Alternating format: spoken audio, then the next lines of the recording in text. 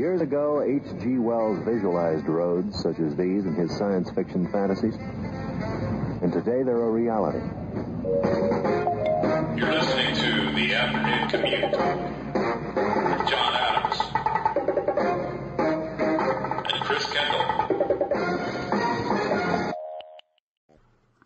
It is Tuesday, July 7th, 7/7, and it's The Afternoon Commute with Chris Kendall, and along for the ride, as always, I am John Adams. We do have a guest today, and we thank everybody for listening to The Afternoon Commute and for leaving comments, critique, or praise at hoaxbusterscall.com. Today we have, all the way from New York City, Mr. Jose Ferreira, and we are grateful to have him on. I've looked at and listened to many things that he has written and some of his interviews, and I've liked what I've heard over a couple of years. And thanks for being with us today, Jose. No, the pleasure is all mine. Thank you. How did you hear about us? If you don't mind me asking. I was looking for interesting podcasts, and I like to listen at podcasts, and at some point I found yours, and the name intrigued me, and I decided to download one episode, and that was like a couple of months ago, and now I'm totally hooked, so good job. Oh, thanks. Yeah, cool. Thank you. We are honored that you enjoy what we do here. Well, why don't we get right into it?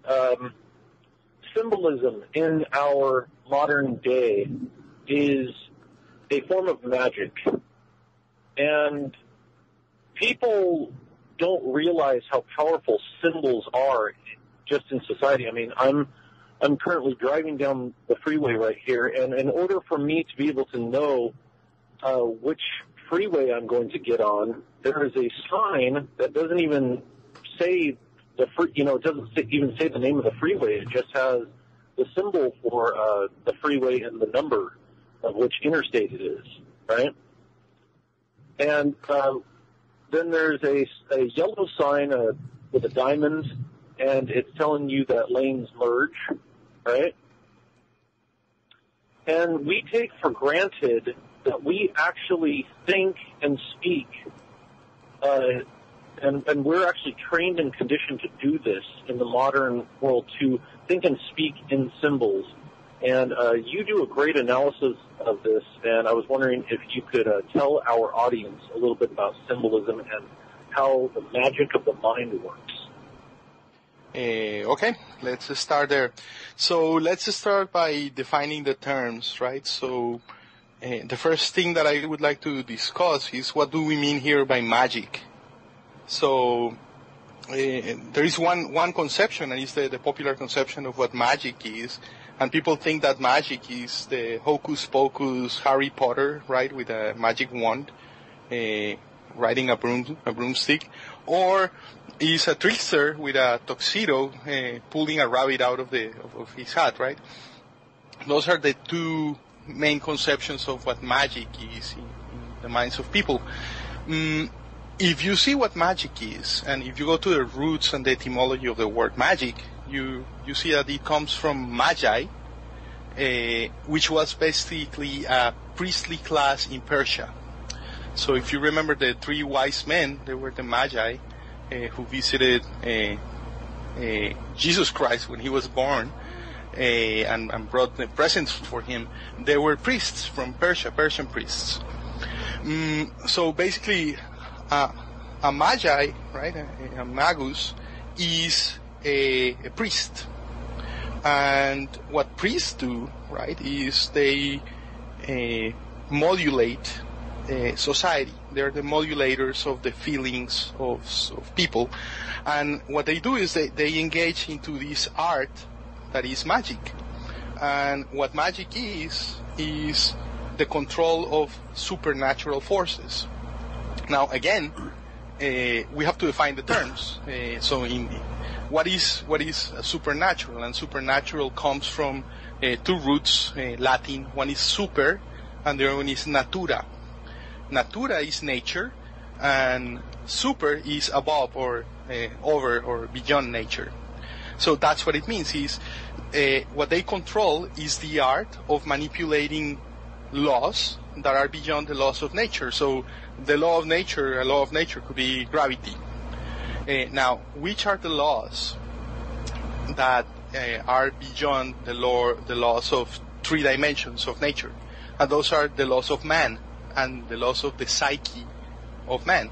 So at the end, what there are is, or what the Magi do, is they modulate the consciousness and the psyche of people. So it's a combination of in modern terms, we would call them PR or politicians or priests. And all these things in the past is what the priests used to be.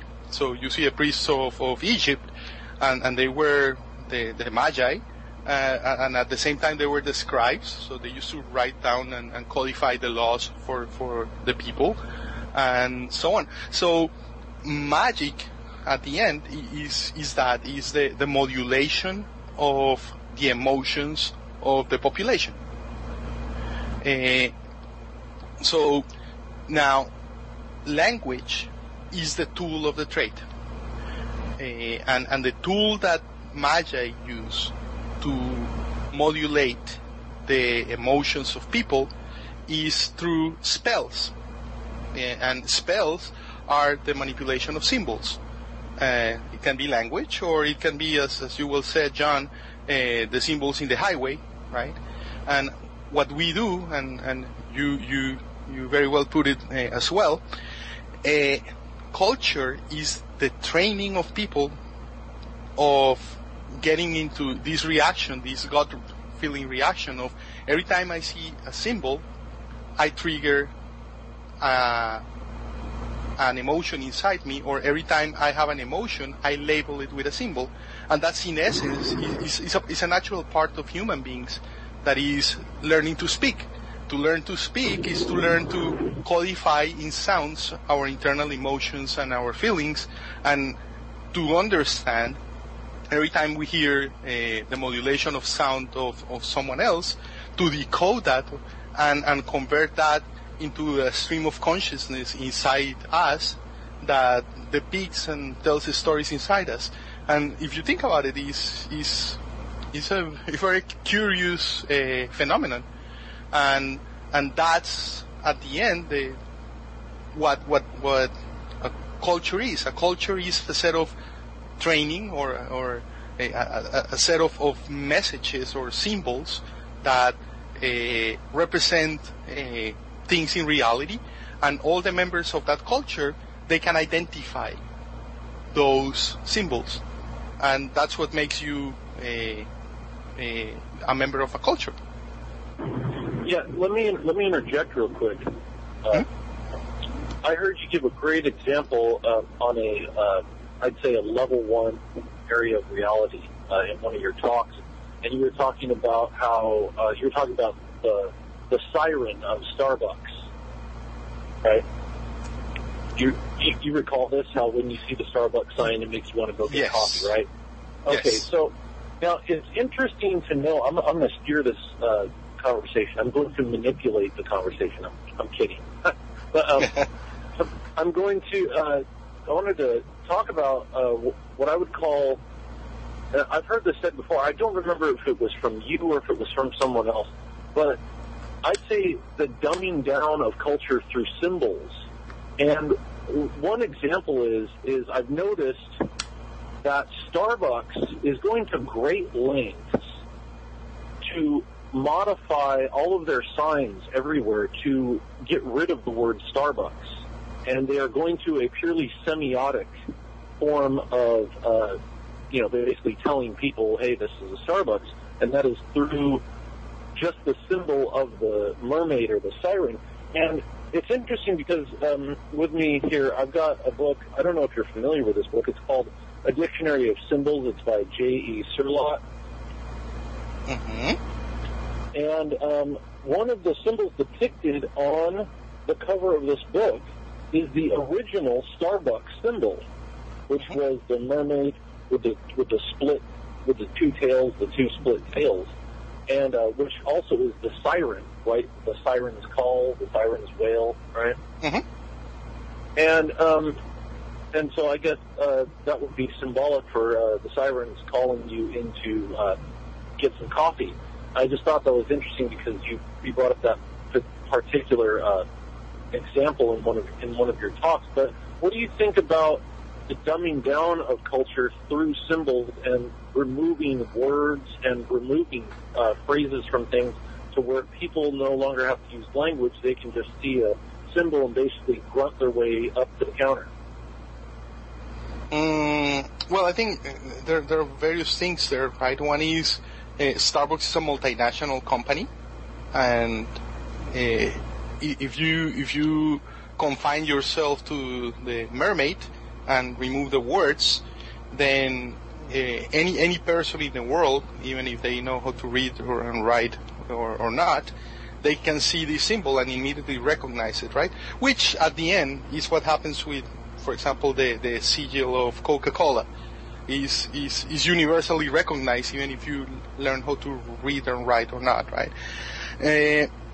Now, this idea of dumbing down, I think, is something that is intrinsic of language or symbols, because what you do when you symbolize something and when you codify an experience and you create a stream of symbols or one symbol or to represent that stream of that experience, by definition, what you're doing is you're creating a representation that is a numbed down version of the original experience, where what you're doing is you're taking basically the basic traces of what you're trying to represent, and you are just codifying that in or modulating it in sound or symbols.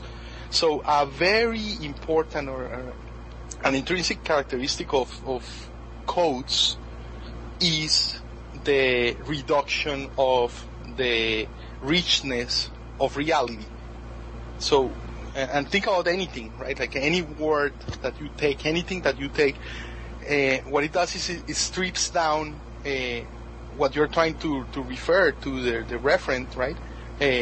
With the word that you're using, and what you're doing is you're stripping down what you're trying to codify to the bare minimum. And that has two things. One is it has advantages, and it's a very powerful tool because then you can grab things in a very succinct way. But at the same time, what you're doing is you are letting aside a lot of things. So I think it's an intrinsic way of doing things. But I agree with you. The numbing down of the population, like you read George Orwell, right?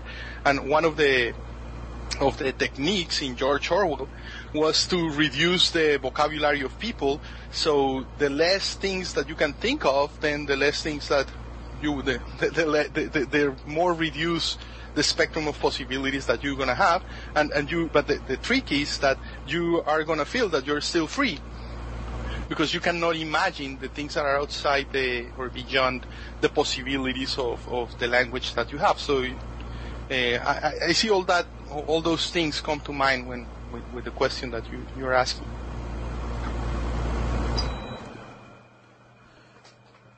Yeah, the associations are made.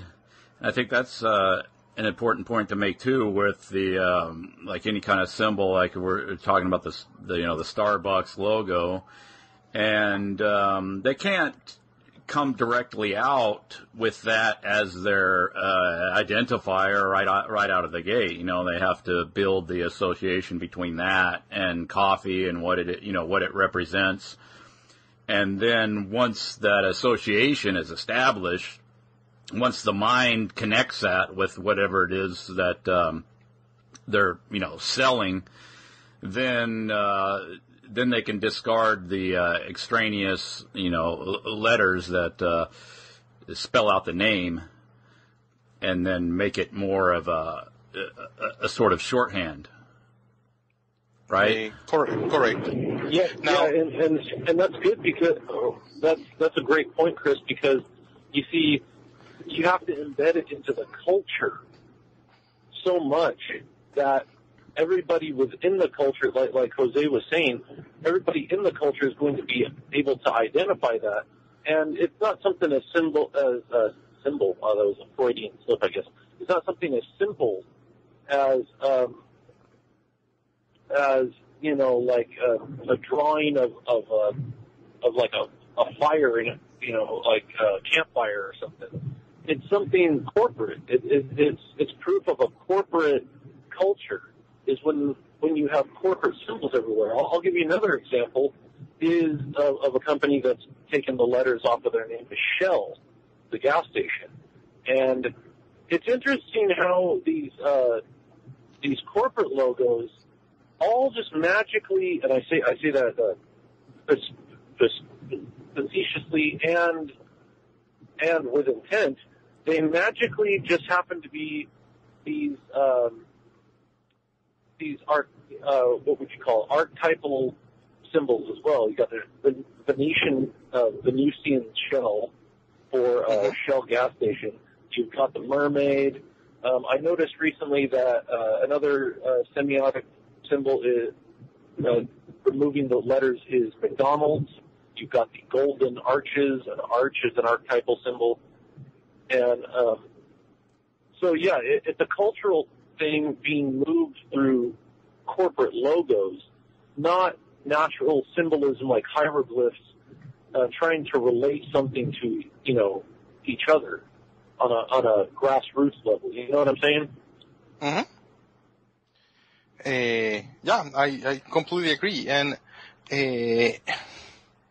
I think there are two sides there. One is that you have symbols that have been used and reused again and again in history, and cultures have different symbols that they use again and again. For example, China, the dragon, right? In the West, you have from Greek mythology all these archetypes and all these different symbols. So I guess when a corporation takes one of these symbols as their logo or their sigil, in a way, what they're doing is you're getting this sense of familiarity, right? It's not something foreign that comes from the moon or out of space, but it's something that you are already familiar with. So they don't look foreign. They look as the day to day, right? Which is what you want to do. What you want to do with these symbols is you want them to be part of the day to day. So you consume their products in this case, which is the use of the products, right? The other thing, and I think this is something that I have been lately thinking a lot about, is what is the mechanism that these symbols, how is that they work? And how is that the mind works? And it's not only the mind and the body. How do they work? Because at the end, and here's the first example that I want to give to illustrate the point that I'm going to make further, is think about a movie, like any movie that you have, and if you watch a movie without the sound, and with the sound, you're going to see that there is an incredible difference when you remove the music of a movie, and when you put the music in the movie, you can see how all the emotional modulation that you have, a big chunk of it doesn't come from the images, but it comes from the sounds that you have. So in a scary movie, you get the screeching sounds, right? And you know that something is going to happen, and you're alert and so on. And then, and you're going to laugh about this, but I was helping my daughter, she's in 6th grade or 5th grade, doing a presentation about the prairie dogs. And they have a very sophisticated language where prairie dogs, they stand up in their 2 feet, and then they look around and they start doing sounds, and they communicate to the other prairie dogs that, I don't know, the fox is coming, or so in a way, think about this. What these animals are doing is that they are lending their eyes and their senses to the other animals or the other prairie dogs around them. So if you're an animal, a prairie dog, and you get accustomed to triggering your emotions or your feelings out of sounds, so what you're doing, you're in a very direct way, what you're doing is you're associating the fox with the sound of another prairie dog. And through time, what happens is that you end up creating this language where one prairie dog is modulating the emotions of another prairie dog. Now, if you see how emotions are modulated, and this is the reason why I like the example of Starbucks, right? Is because the product of Starbucks, what they're trying to sell you, is this very addictive stimulant. So at the end, the trick of what they do, right, is, and how does the addiction to coffee happens, is that what you're doing is you're taking the chemical, the caffeine in the coffee, right? You're binding that to your neural system, and then you're creating this addiction to the caffeine. Now, when you see the symbol of Starbucks, what you end up doing is you end up activating. Jose, you want to repeat what you said because you broke up a little bit? Oh, from where? Right when you started talking about Starbucks. Okay. So the reason why I like the example of the Starbucks is because what they produce is this very addictive substance that is what they sell is coffee, which is an incredibly addictive stimulant. And so in a way, what you're doing with coffee, right, is you're modulating, you're modifying your endocrine system, the system of your glands and your neural system with coffee, and you're creating, you're bringing this external substance into your system, and the addiction is created, and at the end, what you're doing is that when you see the symbol of the coffee, what you're doing is you start salivating, and you start activating your glands. So in a way, in a very strange way, language is one-to-one related to your endocrine system. And that's the driver of your emotions. And it's something that, if you think about it, is very primitive. It comes from, like, music, right? Like, it's one of the most basic things. And then the other example that I gave you of the prairie dogs. So what you're doing is you're modulating sounds, and with that, you're activating the endocrine system, and you're creating stress or fear or the sense of salivation. So you want to have coffee and so on. So it's a very primal mechanism that we have in our biology, and I think that's why it's so effective. And that's the foundation of that's why cultures are the foundation of cultures is language, and is this, right? Is the symbols. Yeah, the Pavlov experiment always comes to mind when talking something like this, where, you know, they did that's a pretty famous one, the Pavlov's dog, where they have the dog and as the subject, and then Pavlov would ring a bell right before they brought out the dog's food, and then it would do that on a regular basis until the point where all they had to do is ring the bell, and then the dog starts salivating because there's this association the dog has made between the sound of the bell and the food. And it could have went a different way, maybe where they could test out, you know, negative stimulus where, you know, okay, you ring a bell and then you set off a firecracker in the dog's cage, and then, you know, every time then there's an association that's built up, and then you could ring the bell and the dog would wince or, you know, brace for shock, or, you know, get ready for the, you know, the firecracker to go off. And there's my brother, he had a dog, and he had a problem with the dog barking, so he got one of those shock collars, and he said he never use it on the dog, but like one time. And so there would be like a little warning beep that would go off, and then like a little electric shock, and then that's how those things work. And then my sister-in-law had a watch that beeped, and then sometimes that would accidentally beep, and the dog would get under the table, like, so get ready for the shock to come. Yeah, so it's already, the dog had very quickly built the association between the shock and that tone, and it didn't take very long. It just took, something that was something that imprinted on the dog, like something that would. I think there's certain stimulus that will be readily memorized and ingrained into the psyche, and I think that's a good point when you're making with the coffee is it's pretty potent stimulant with the caffeine.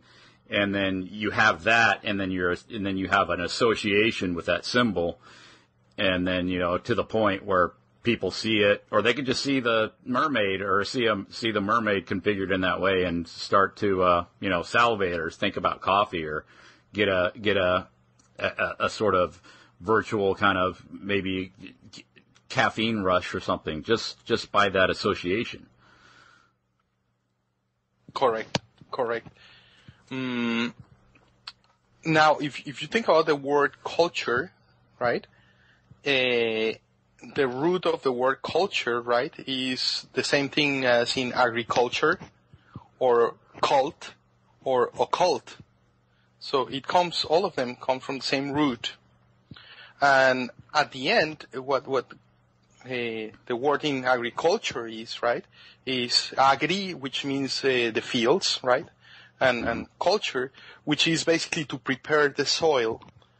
And think about the word kindergarten immediately, right? Right. What it is what you're doing is you're preparing the soil in this case, and in alchemy you can see these like the soil, the black earth, the black soil is alchemy, is the mind.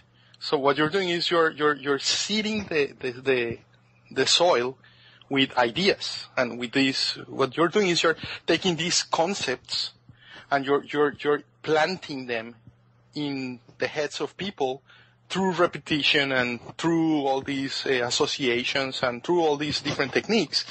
And what you're doing is you're planting culture in the heads of the population. What you're doing is you're taming the members of the population. We're domesticated animals that belong to the culture. And that's what you're doing. It's a process of taming, of domestication of human beings. Exactly.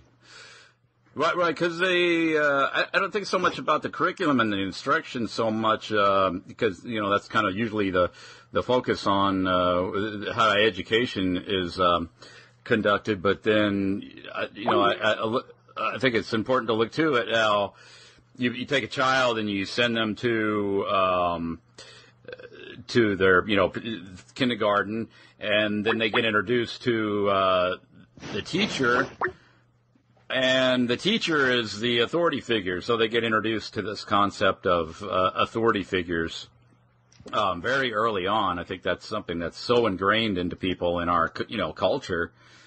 And that's how the process takes place, is once they associate this stranger, but the stranger has a certain particular identification within the system, and then they were taught by it's mainly by inference, because there's not a whole lot of overt reinforcement of that. It's almost a lot of this is just implied that, okay, this person knows more than your parents, or else your parents would be teaching you things. You need to listen to this person, and this person just happens to be a total stranger, but it has a particular designation. So there's another example of how associations are built. Yeah, totally. And once you start thinking about this, and you start thinking about agriculture, what we were talking before, that's a phenomenon that happened probably 10,000 years ago or 12,000 years ago. And before that, people were nomads, and they were hunter-gatherers, and they just run around behind the big animals, and they used to hunt them and find berries and nuts along the line and eggs, and they used to live just this nomadic life. If you think about it, the first thing that comes with agriculture, right, and when people become sedentary, and then culture spawns out of this sedentarism, right, and these central places where people are stationary, and they don't move anymore because they're, instead of having to hunt the food, they produce their own food. The first thing that comes with agriculture, and by necessity, is that agriculture is very labor intensive. So the first thing that comes when agriculture first came, and with civilization, which is totally related and culture to agriculture, is slavery. Because you need bodies to work on the fields. So how do you manage to have people, and how do you convince people that it is better for them to stay with you and work every day from sunset to sundown, very hard on the fields, than just being somewhere else? So there are two ways to do that. One is you can punish them, right? And you can every time you have a slave that tries to escape, you punch them and kill their family, and every time they misbehave, they use something.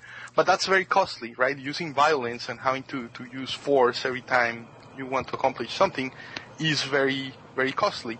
The other way is to convince people that their best option is to work for you. And how do you accomplish that? Well, those are all the techniques of the priests.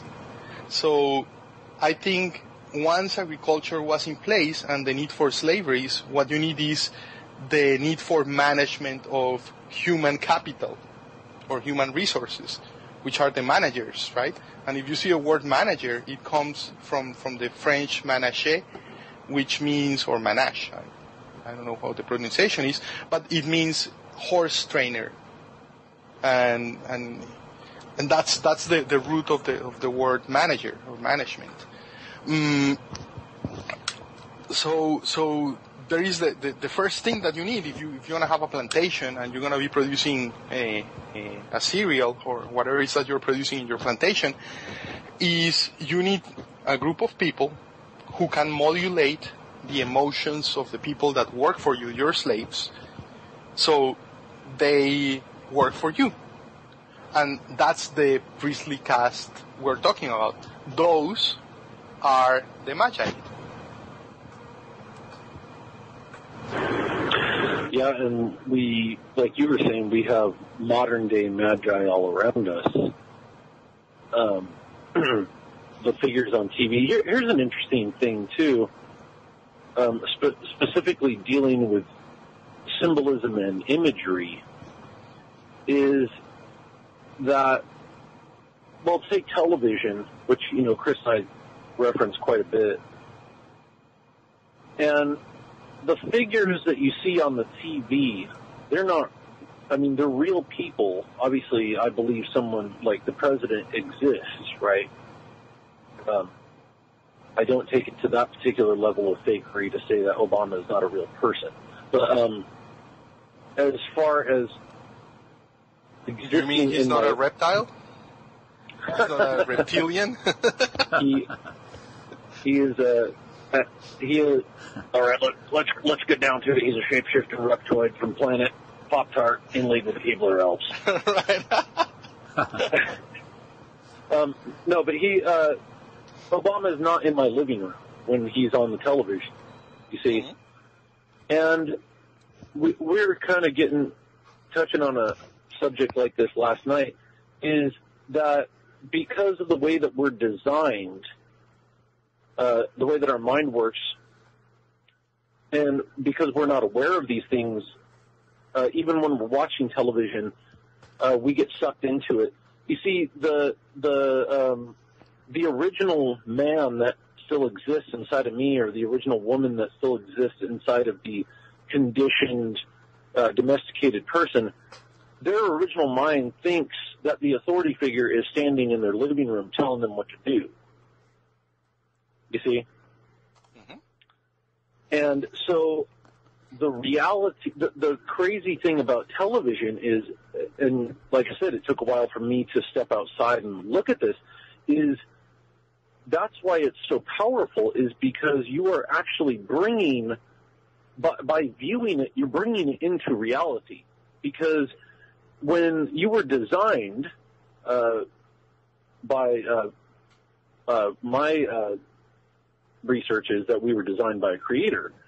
And when we were created, we weren't designed to have 3-foot-tall people on a screen telling you to take an umbrella when it's, going to rain, and telling you, what the best way to cook something is, having a bunch of experts all over TV telling you what to do.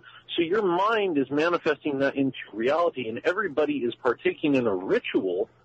And it's also, I can even extrapolate out onto that by everybody, if you think about it, it's probably not so much today because we've whittled it down to the individual level, where the individual has their own cell phone, their own, their TiVo, to where they can watch the TV programs at whatever time. But if you think about back in the 80s or 70s or whatever, I mean, there were literally people engaged in ritualistic magic every night when you say that 18 million people watched a particular television show. You know what I'm saying?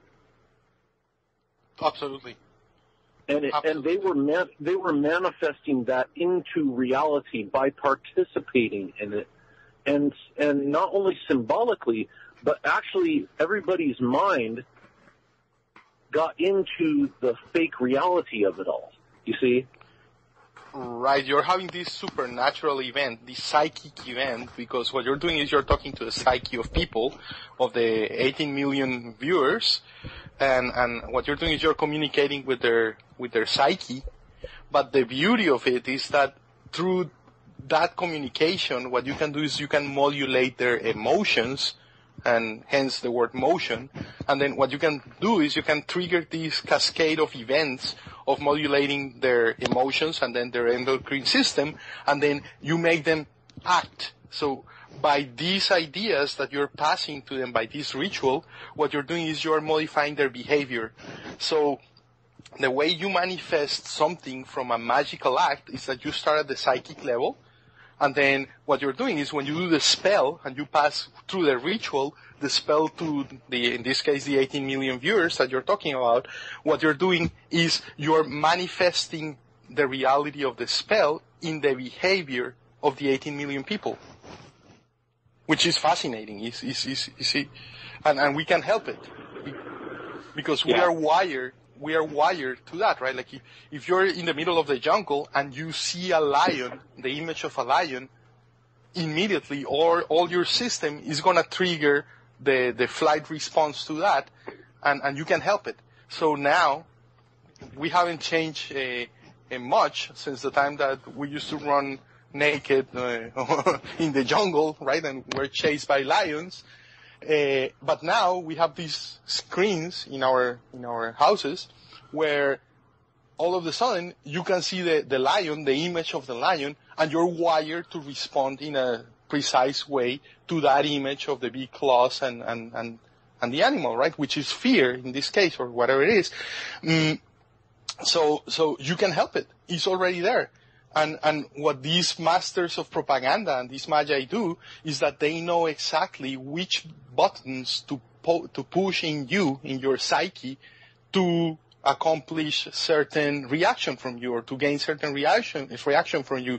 And they do that through music, through the images that you see, through the associations of the images that you see. So you're watching a movie, and then depending on the colors that they have on the screen, then the different colors evoke different emotions on you, and that accompanied with the music. And it doesn't have to be in the front. It can be something in the background, right? So I don't know, you're looking at an image and there is something happening, and then behind you have this woman carrying a baby, and something bad is going to happen, and you're creating all these associations, you're taking all this information, and in your subconscious you are producing all these emotions that modulate how you're gonna react. And not only that, but the other thing is that when you're watching TV, you are in this RAM state where you're highly suggestible as well. Yeah, let me just say something real quick off of what you said. I'm going to read from this book, A Dictionary of Symbols by J.E. Surlott. From the definition of dance, okay? The corporeal image of a given process or of becoming or the passage of time. In Hindu doctrine, the dance of Shiva in his role as Nataraja, the king of the cosmic dance, symbolizing the union of space and time within evolution. Everybody's got to remember that Darwinian evolution actually comes out of Hinduism. Clearly has this meaning. There is a universal belief that insofar as a rhythmic art form, it is a symbol for the act of creation. This is why the dance is one of the most ancient forms of magic. Every dance is a pantomime of metamorphosis and calls for a mask to facilitate and conceal the transformation, which seeks to change the dancer into a god, a demon, or some other chosen form of existence. The dance is the incarnation of eternal energy. This is the meaning of the circle of flames surrounding the dancing Shiva. Dances performed by people with linked arms symbolize cosmic matrimony, or the union of the heaven and earth, the chain symbol, and in this way they facilitate the union of man and wife. And I would even add, my own little add there would be, they symbolize the, the tabula smaragdina, as above, so below. And so, so even watching Madonna do it, which Madonna has actually come out and said that she actually has Kabbalistic symbolism in her dances, and has for a long time. So people who even think that they're watching some music video and think that it is some sort of form of, harmless entertainment, don't even realize that behind the scenes there is someone who is actually cognating the idea that this dance is performing an art of ritualistic magic. Correct, totally. And what you're doing when you said that it represents the dancing, represents the marriage between the heaven and earth, is perfect. It's a perfect one-to-one thing, right? Because when you're in trance dancing, what you're doing is you are trapped in your dream, right? In this place where your psyche is entangled and it becomes one with the body, right? And then you start moving, your psyche starts directing directly through the sound of the music, the body, and then the heaven represents the mind and earth represents the body. So what you have is exactly that. It's a manifestation of an alchemical act, of a magical act, where what you're doing is you are making one, the heaven, the mind, and the body. And you're creating basically the perfect wedding, the alchemical wedding, which is that. Yeah, when you're no, go ahead. Yeah, I was just to mention that when you mention Madonna, right? Just the name Madonna in Italian, it means the mother, but it's the Holy Mother. So you see, they have the like a virgin from Madonna, and her name is the Virgin. Basically, it's the name of Madonna and child. Is all these paintings of the Virgin holding the Jesus Christ. So yeah, she's all these actors and all these artists use a lot of this esoteric language, right? And it touches the subconscious of people. That's why her other big hit was Like a Prayer. Yeah, as well.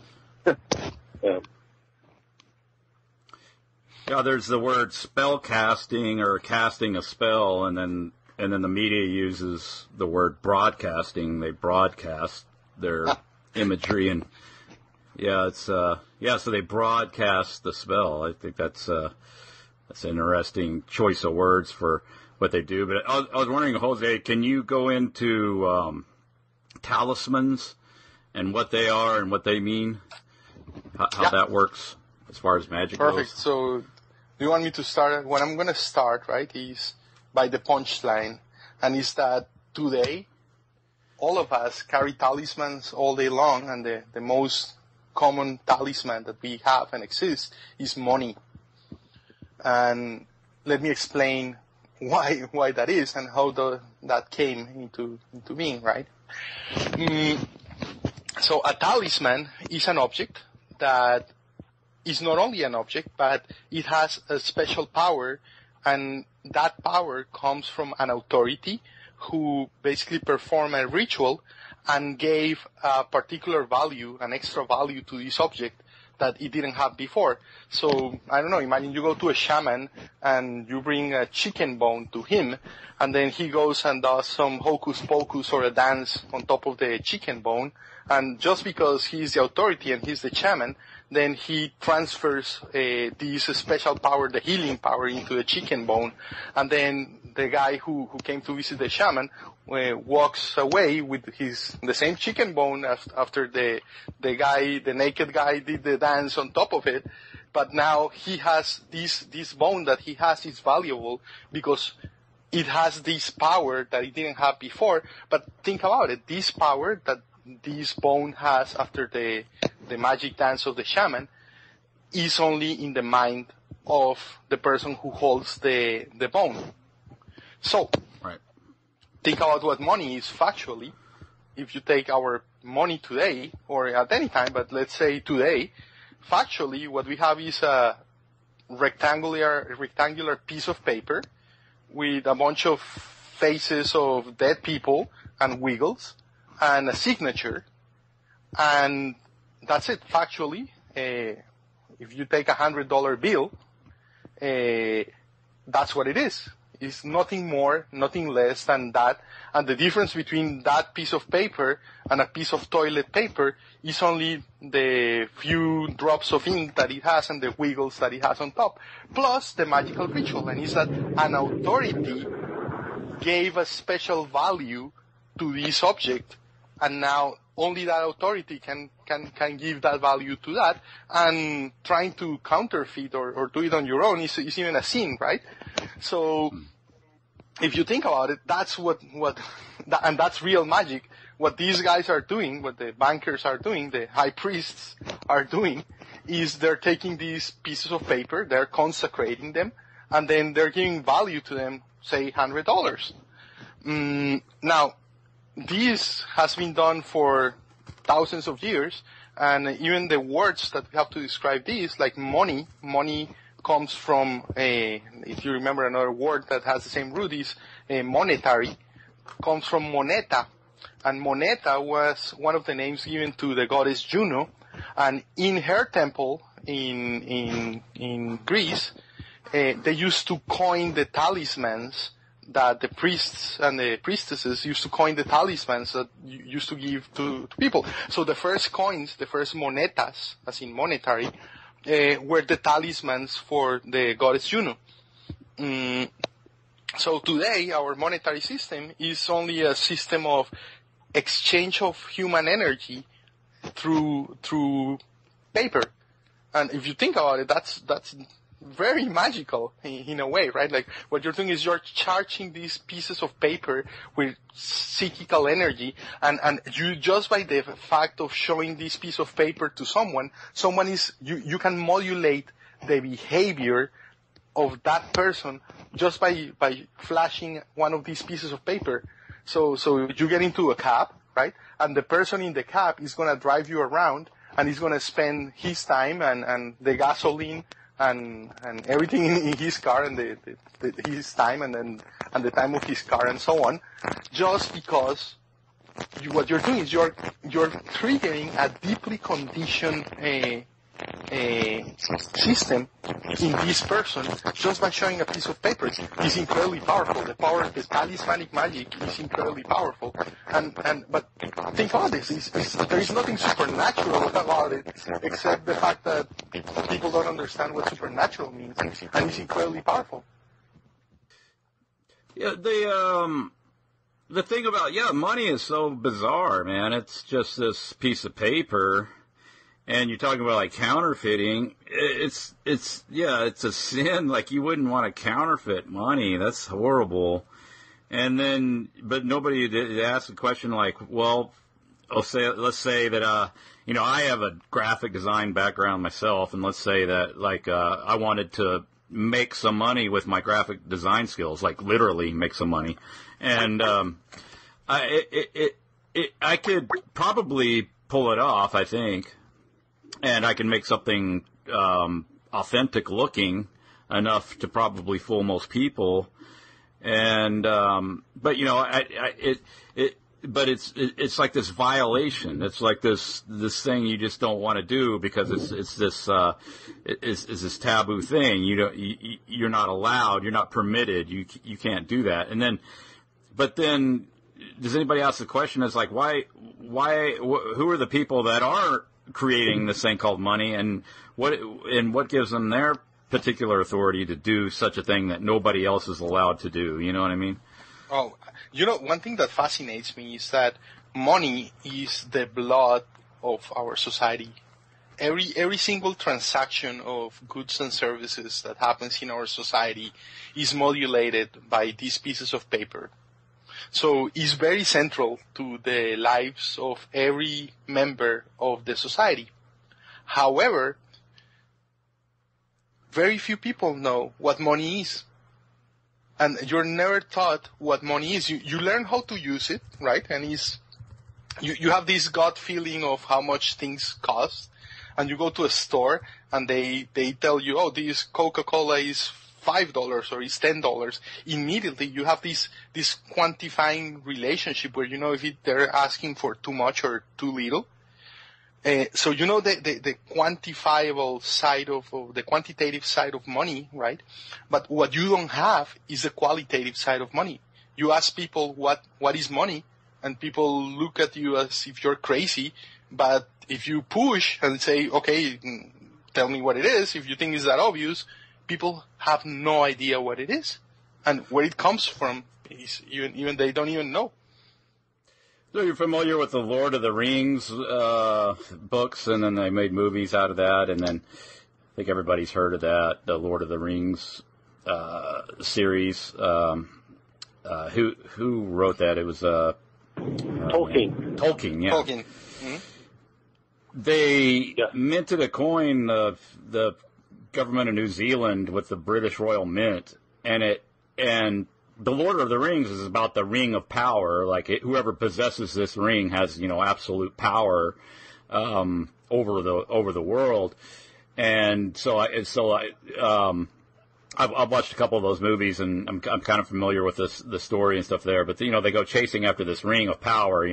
Somebody has it, and then somebody else is trying to get it from them, and then the whole plot line kind of centers around that. And then, but anyway, in the ring of power it says something to the effect of there's some kind of inscription on it, and a part of it reads something to the effect of one ring to rule them all, and in the darkness bind them, and something to that effect. I forget exactly what it says, and I don't have it in front of me, but they minted the coin with the ring of power on the back and Queen Elizabeth on the other side. Yeah, and I thought that was, when I saw that, I said, wow, that blew me away. I was like, wait, that is an excellent way to kind of shove it in the face of the slaves to say, okay, yeah, here's the ring of power. It's money. It's this thing called money. It's this talisman that rules everybody on the planet at this point, right? Oh, money is the new God, yeah, of course. Or the symbol of God. God is the state. Yeah, you know what else too? It's funny. I'm standing here and I'm looking at this car. It's got a bumper sticker, right? And this is perfect.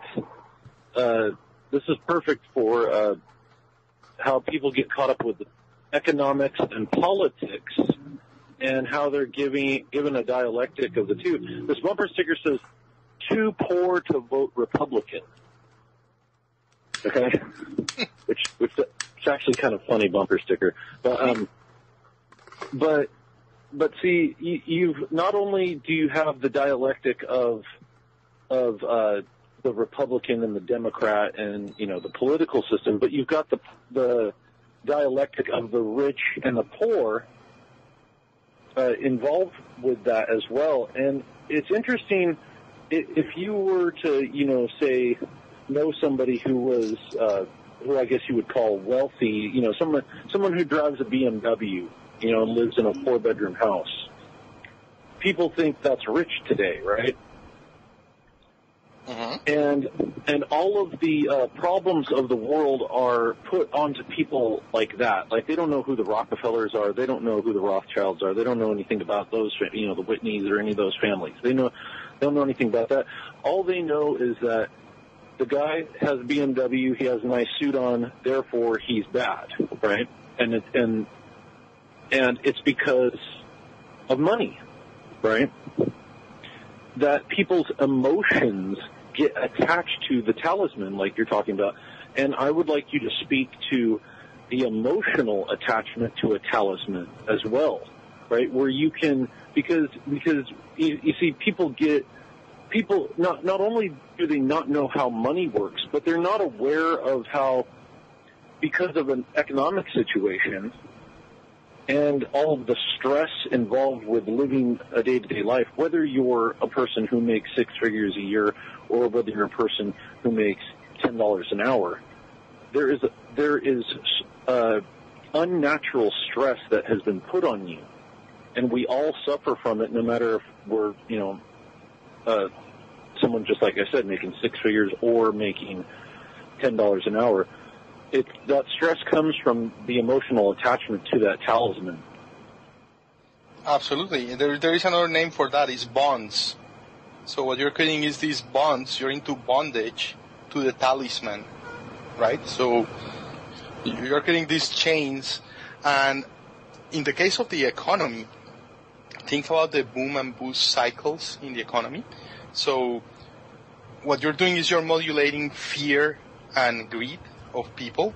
So imagine that you had a society, right, where every day the economic supply and the monetary system is very stable. Then what would happen, right, is that people get complacent and then they don't move, right? But if you have growth and shrinking of the economy, what you have is you start modulating all of the sudden through all these two things, right? With the excess of supply of money or the scarcity of money, what you're doing is you are modulating fear and greed in people. So it's a perfect way to modulate the behavior of people, because if one day you realize, oops, you know what, things are more expensive today and I'm earning the same as yesterday and I have 2 kids, then you start worrying about it. And then immediately you start modifying your behavior. But the day there is affluence and then you see that there is more paper circulating in the system, that day you are, oh, look, I'm wealthy, I'm feeling very rich. Now I can go and gamble at Vegas and we can have vacation, honey, and all these things, right? So if you think, just through the modulation of how much is the money supply, right, the monetary supply in the economy, immediately what you start doing is you start modifying the behavior of savings of people or of expending of people. So by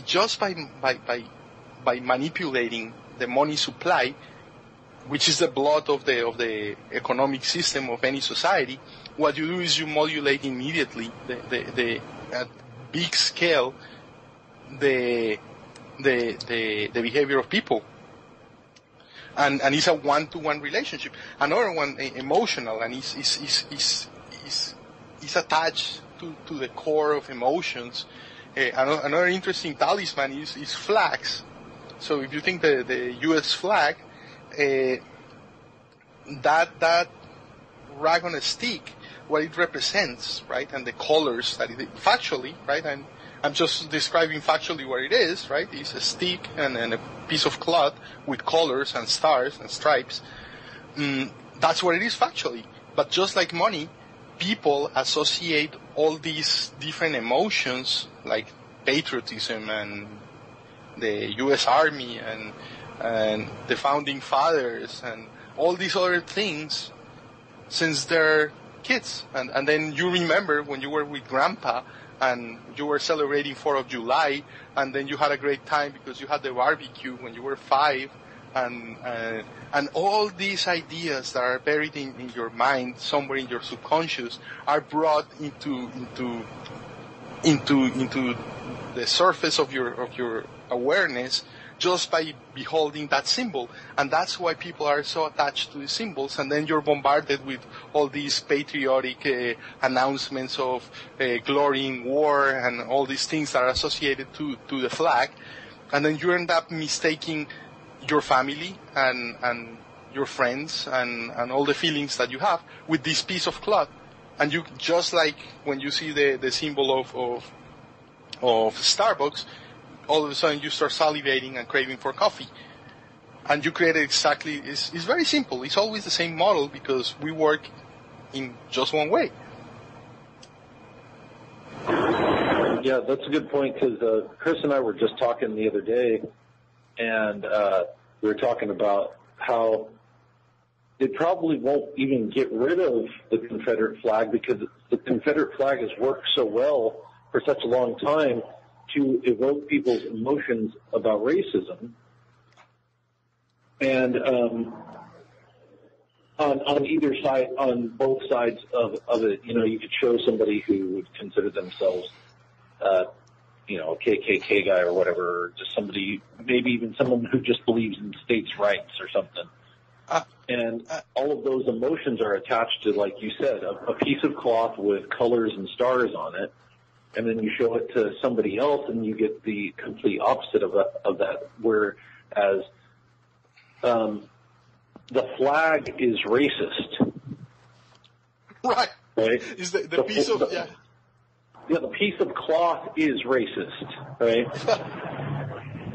and on top of that, like you said, you associate it with the flags of your country, whether it be the U.S. flag or the Brazilian flag or the Colombian flag. It's the flag itself is patriotic. Right. And the funny thing is, it's laughable once you understand it, but at the end is, I would say something, right, and it's very sacred.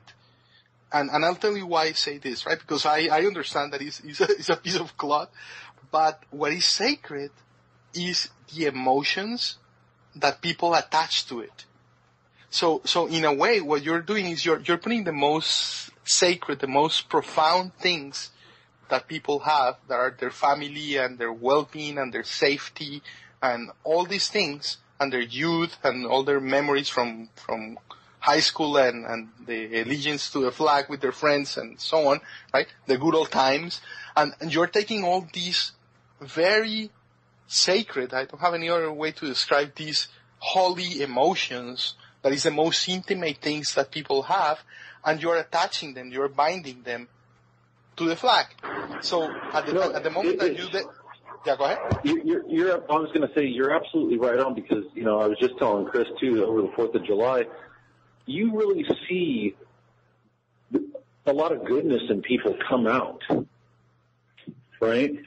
During these patriotic holidays, you'll actually see people start being nice to each other and start acting in a very civilized, family-oriented way. Because, like you're saying, the patriotism and the emotions that are attached to the flag and to the history that people believe that they know, and all of those emotions start to spill out into society. Whereas if it were just any other day and there weren't flags hanging all over everybody's houses, everybody probably wouldn't be that nice to each other. I totally agree with you. Yeah. And this is something that I've been thinking lately, and it's probably the first time that I made this idea public, and I want to just test it through you guys and see what you think about it. And what I've been thinking about is this idea that our culture, we're people of the book. So our Western society, right, is based on the idea of that there is a book that codifies what the world is, and at the beginning it was the Word, and the Word was God. And so we're people of the book.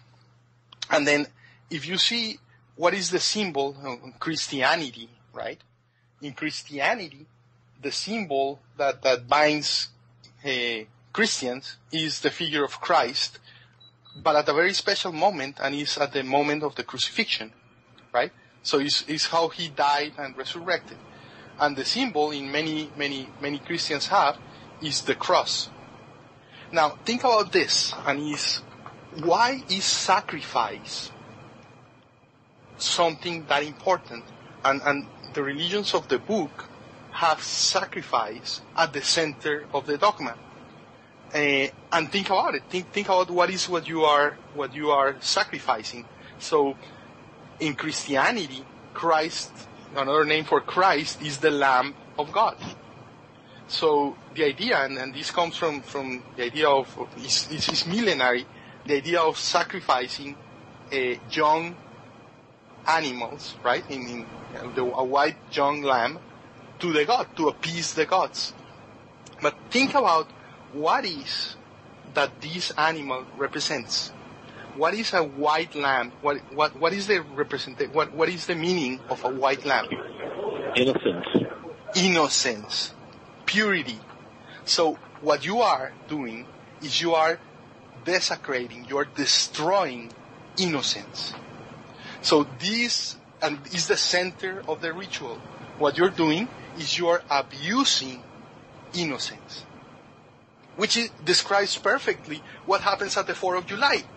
And you have the perfect cycle there. Because what you were saying, you start seeing the goodness of people and how it's binded to this rag, right, to the flag.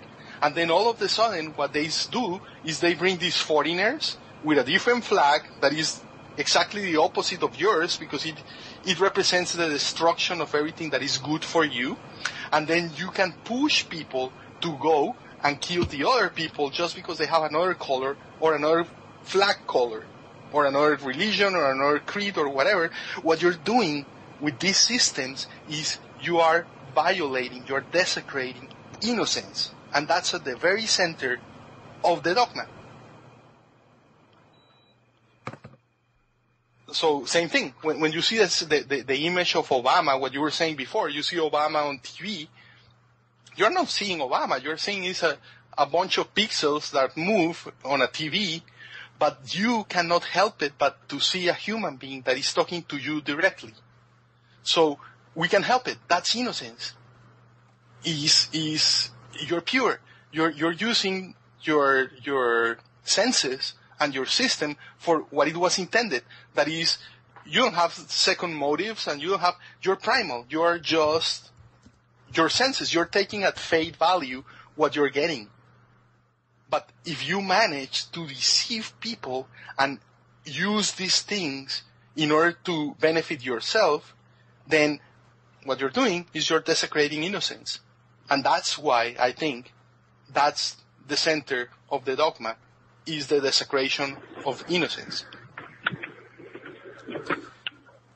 Have you ever looked into the talismans that Obama carries around in his pocket?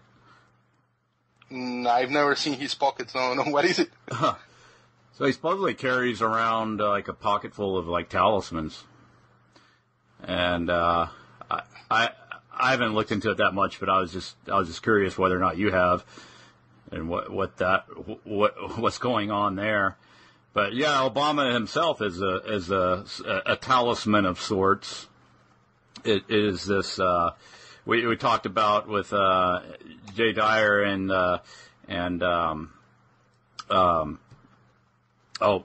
who's the other guy named John real quick? Perkins.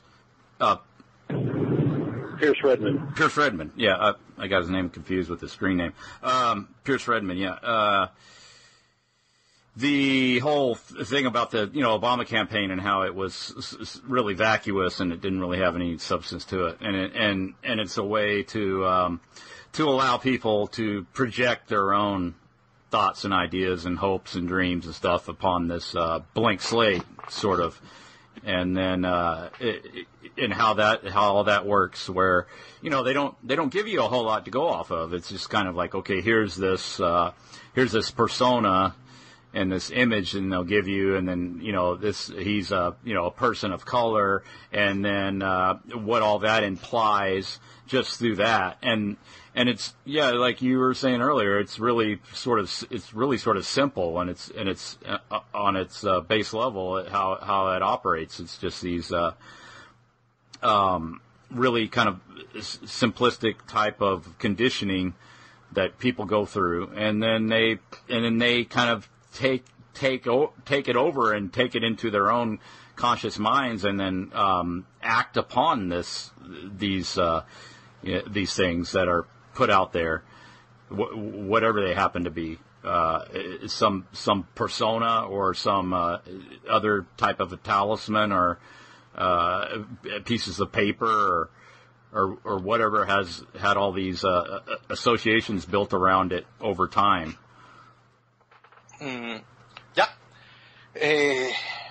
But by the way, persona means mask in Greek, right? So it's just this fiction in front of a being, right? Now, and that's where personality comes. It's just a mask, right? A facade that you're creating in front of people. I think, and I think that the core of this, and the core, the trick, the base, the central point of how we can be fooled into believing and operating in this, is that by default we're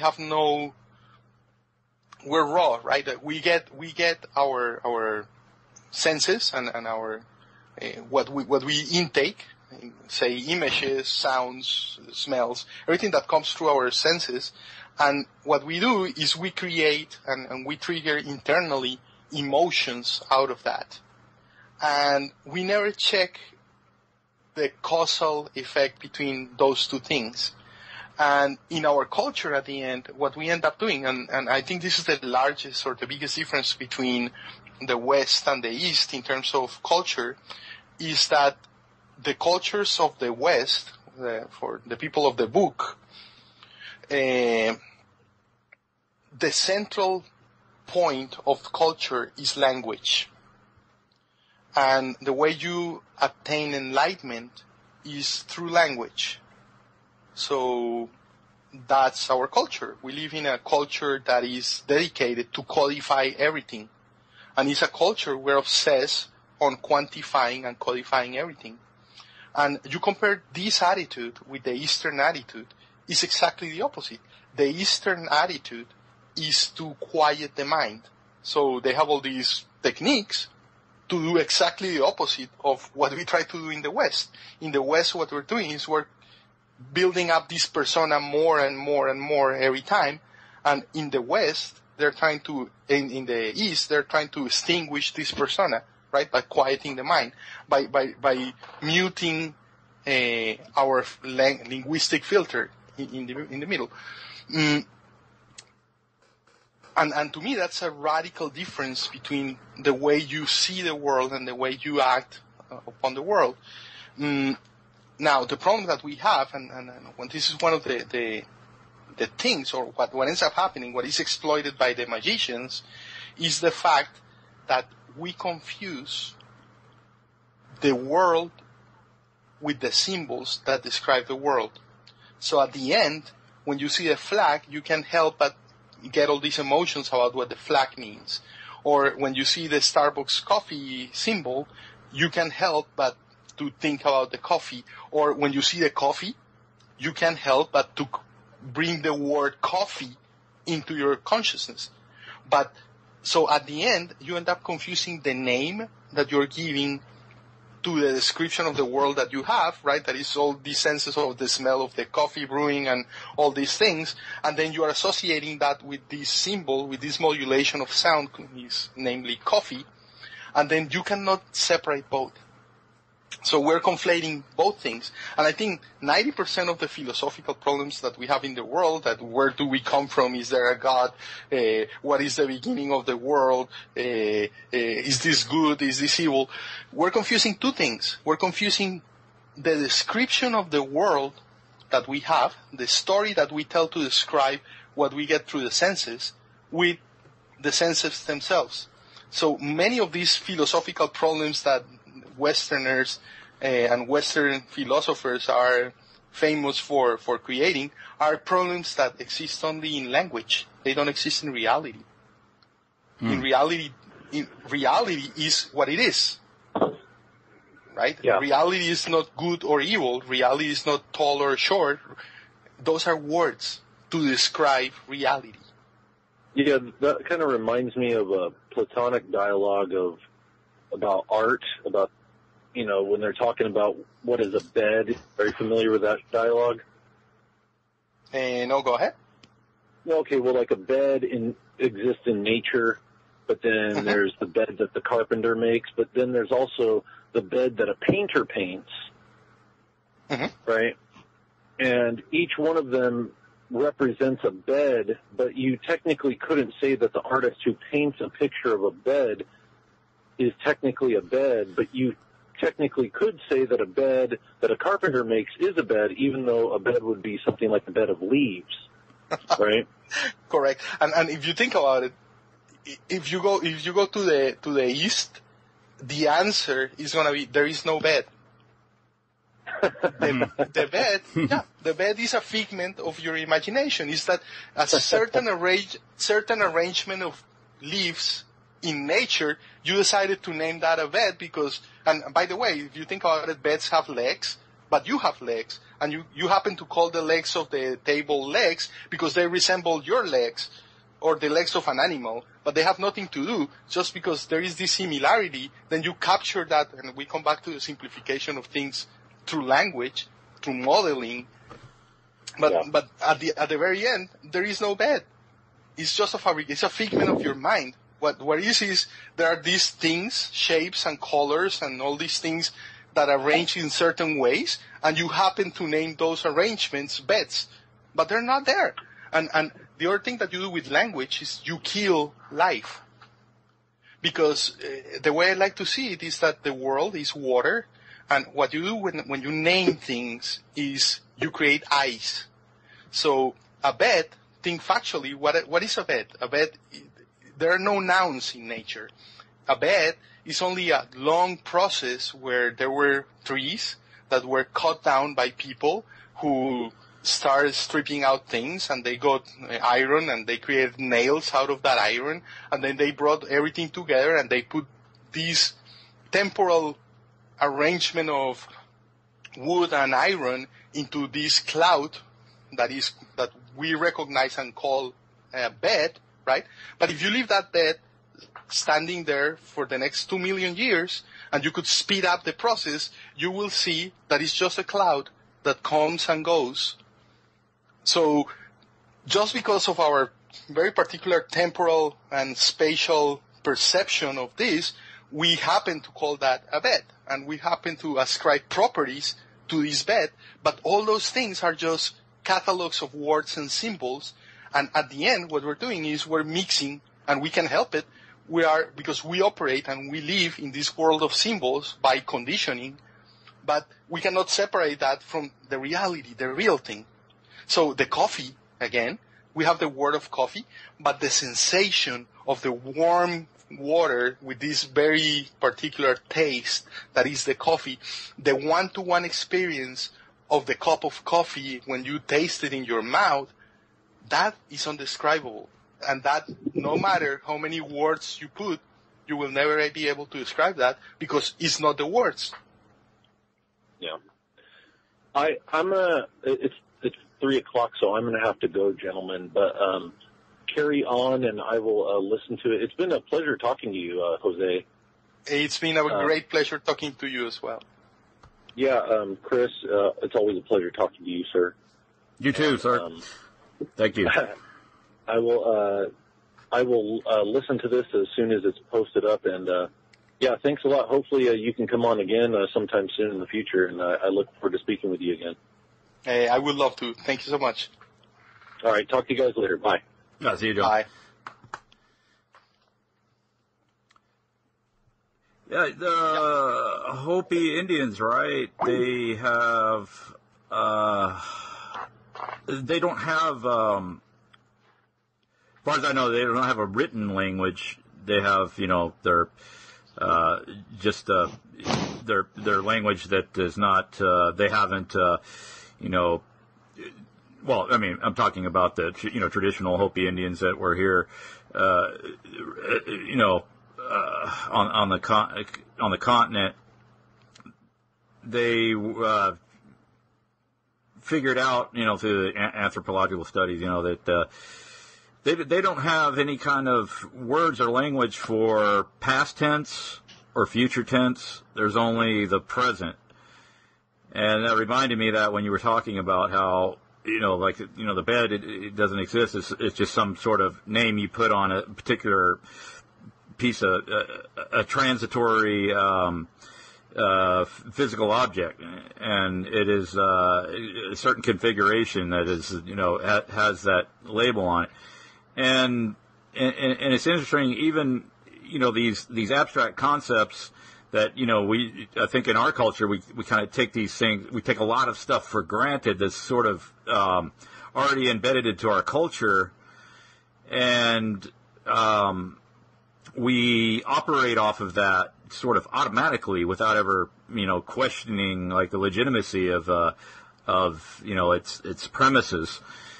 And when I hear something about that, like the Hopi Indians and their language, it's always really interesting to me. It's like, how can that be? How can there be a people exist that don't really have those concepts? At least they don't have that. They don't have words for them in their language, at least.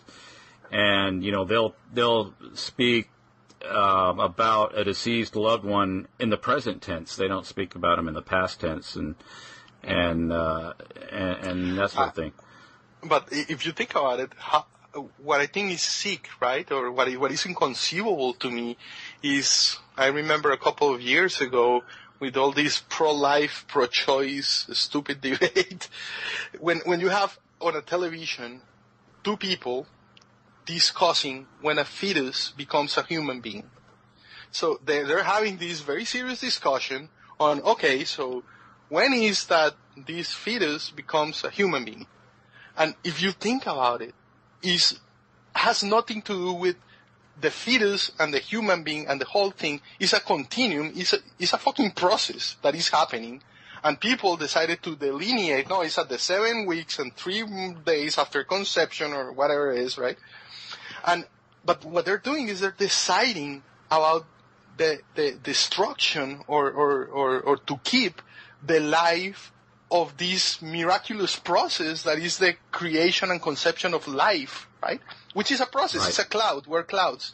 But when you reduce it and when you quantify it to this point, when you're doing is you're codifying everything and you're obsessed with the codification of everything in reality, you end up in these absurd extremes.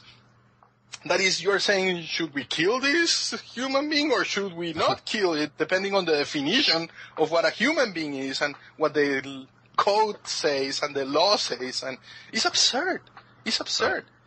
It is absurd, but then on the other hand, it is somewhat consistent with this conceptualization of what is law. Because... Yeah, the law is something that is, it's an abstraction. It doesn't exist in reality. It's something that's just, referred to ceaselessly by people, and they really don't. I mean, it's something I talk about a lot. It is, okay, what is this thing called a law, and how is it? How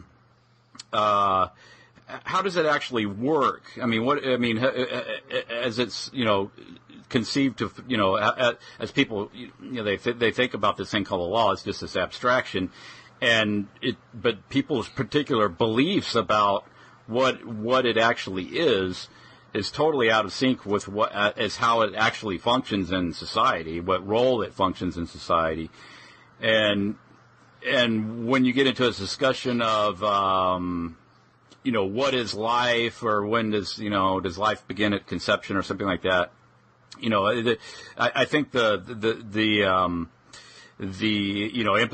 inference, you get into a discussion, or they say, oh, well, we need to have like a public debate or a public discussion, or we need to dialogue about this, that or the other thing. So the idea is, okay, what are we going to do as a society as far as what the law is going to label this, fetus or whatever we want to call it and we want to label it, because then that has some sort of mystical power to change the very nature of the thing you're talking about. And if anybody doubts what I'm saying, it's like, well, just look around you at what kind of behavior, and I point out law enforcement officers, because they're the ones out there that you have to interface with. And I've had different calls that I make, and I upload them to my podcast. I just made a call today to some law enforcement people about the drills in Charleston and all that. And what's clear to me after I've spoken to different individuals along this lines is that when it comes down to like a question of, okay, should you have tasered a guy for jaywalking?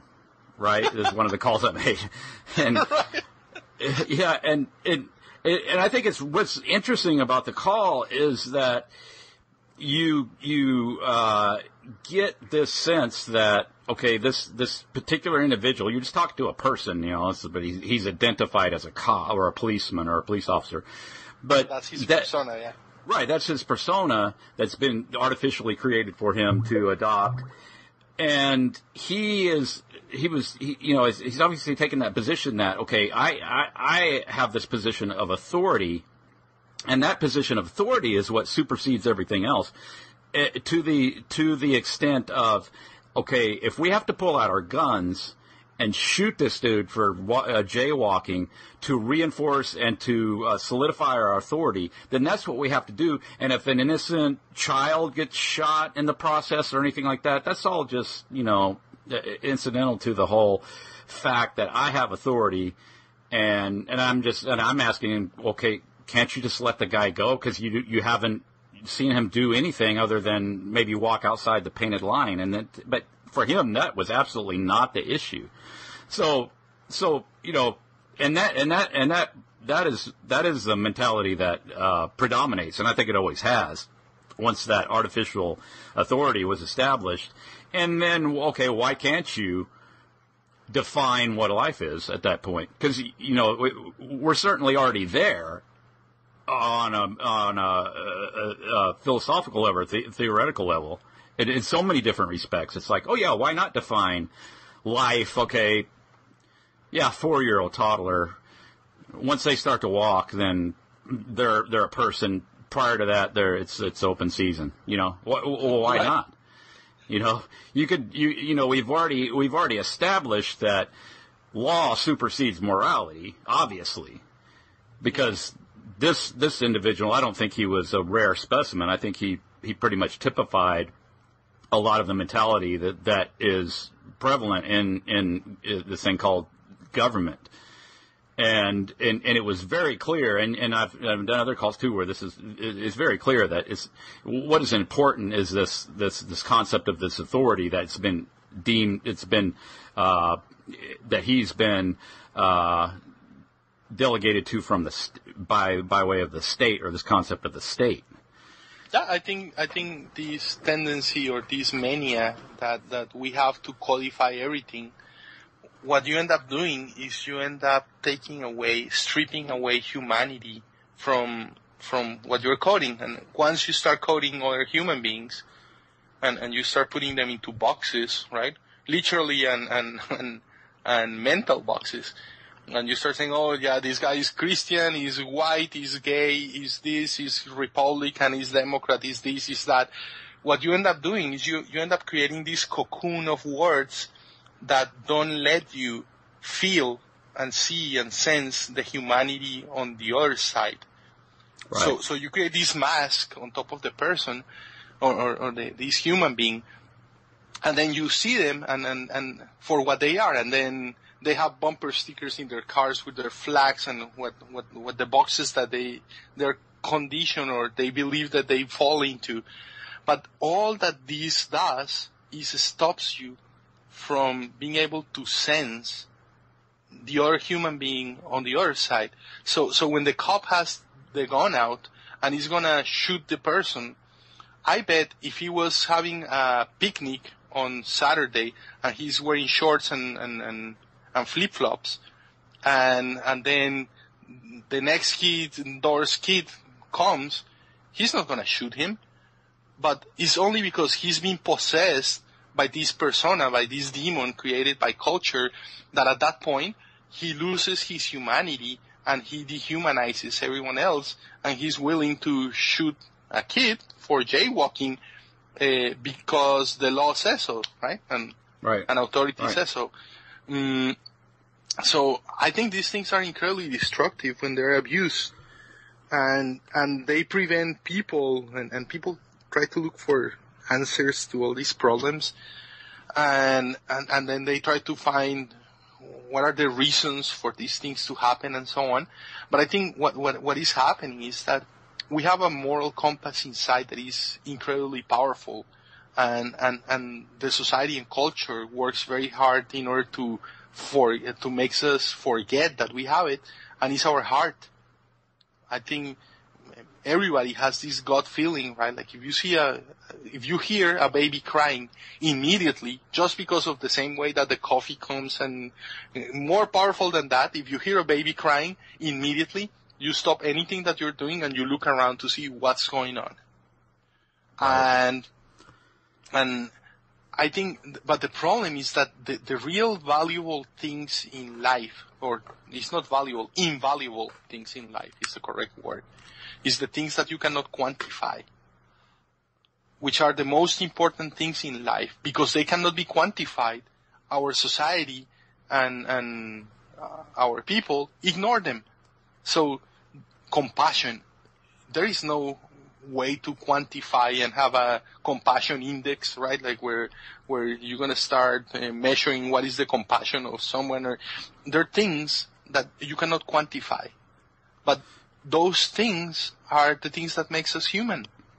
And when you live in societies that are obsessed with the codification and quantification of everything, and rationalization and putting a number on everything, and saying how much is this and how much is that, and when money becomes the center of everything, which is the ultimate way of codifying and quantifying things, what you're doing is you're forgetting or you're ignoring the real things that really matter, what makes us human. What makes us human is not the fact that we can play chess and we have intelligence. No. What makes us human is the fact that we are sentient beings capable of having compassion and tenderness and love for other human beings. That's what should define us, and cultures work and exploit us to forget that and treat others like machines, because culture is the foundation of slavery. Well, you can't legislate that either. You can't. Why not? Why don't we just pass a law that requires everybody to be compassionate individuals? That's exactly what a koan is. So it's futile.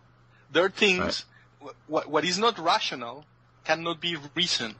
So what is not quantifiable, but is only qualitative, cannot be quantified. So when you start trying to codify it, you're trying to pull yourself by pulling your shoestrings. That's what you're doing.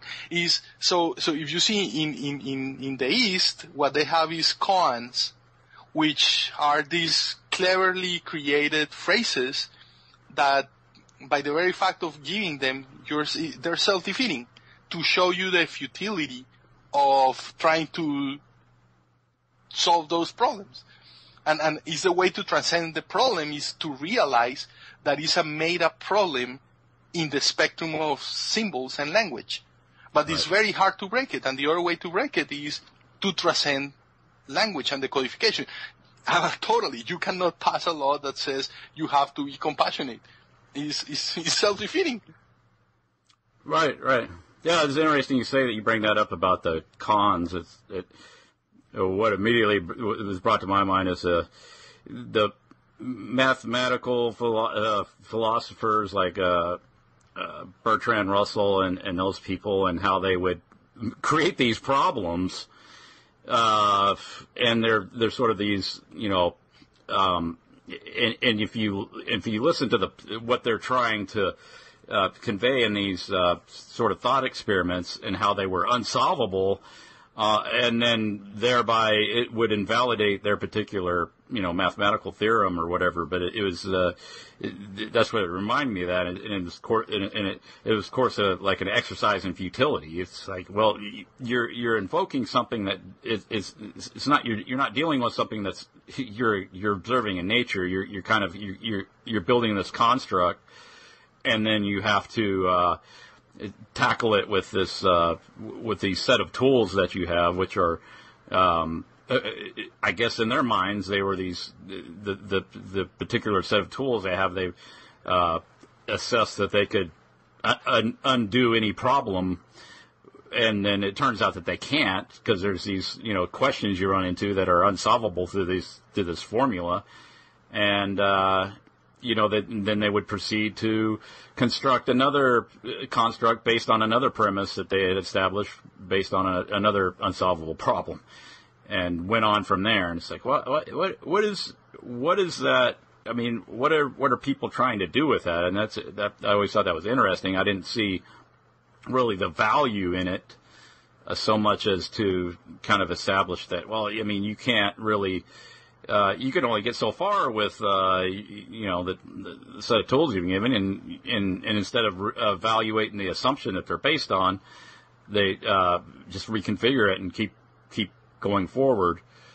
And I think that's what our society and our culture is doing with these concepts of law, and how they'll be applied, and who's going to be the ones in power to decide this or not. Is it going to be the left wing of the spectrum or the right wing of the spectrum? And it's all really just to keep us in a constant state of agitation and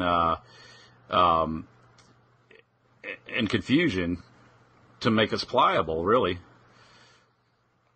Oh, absolutely. It's this obsession. That's why we are the people of the book, because what we're trying to do is codify everything.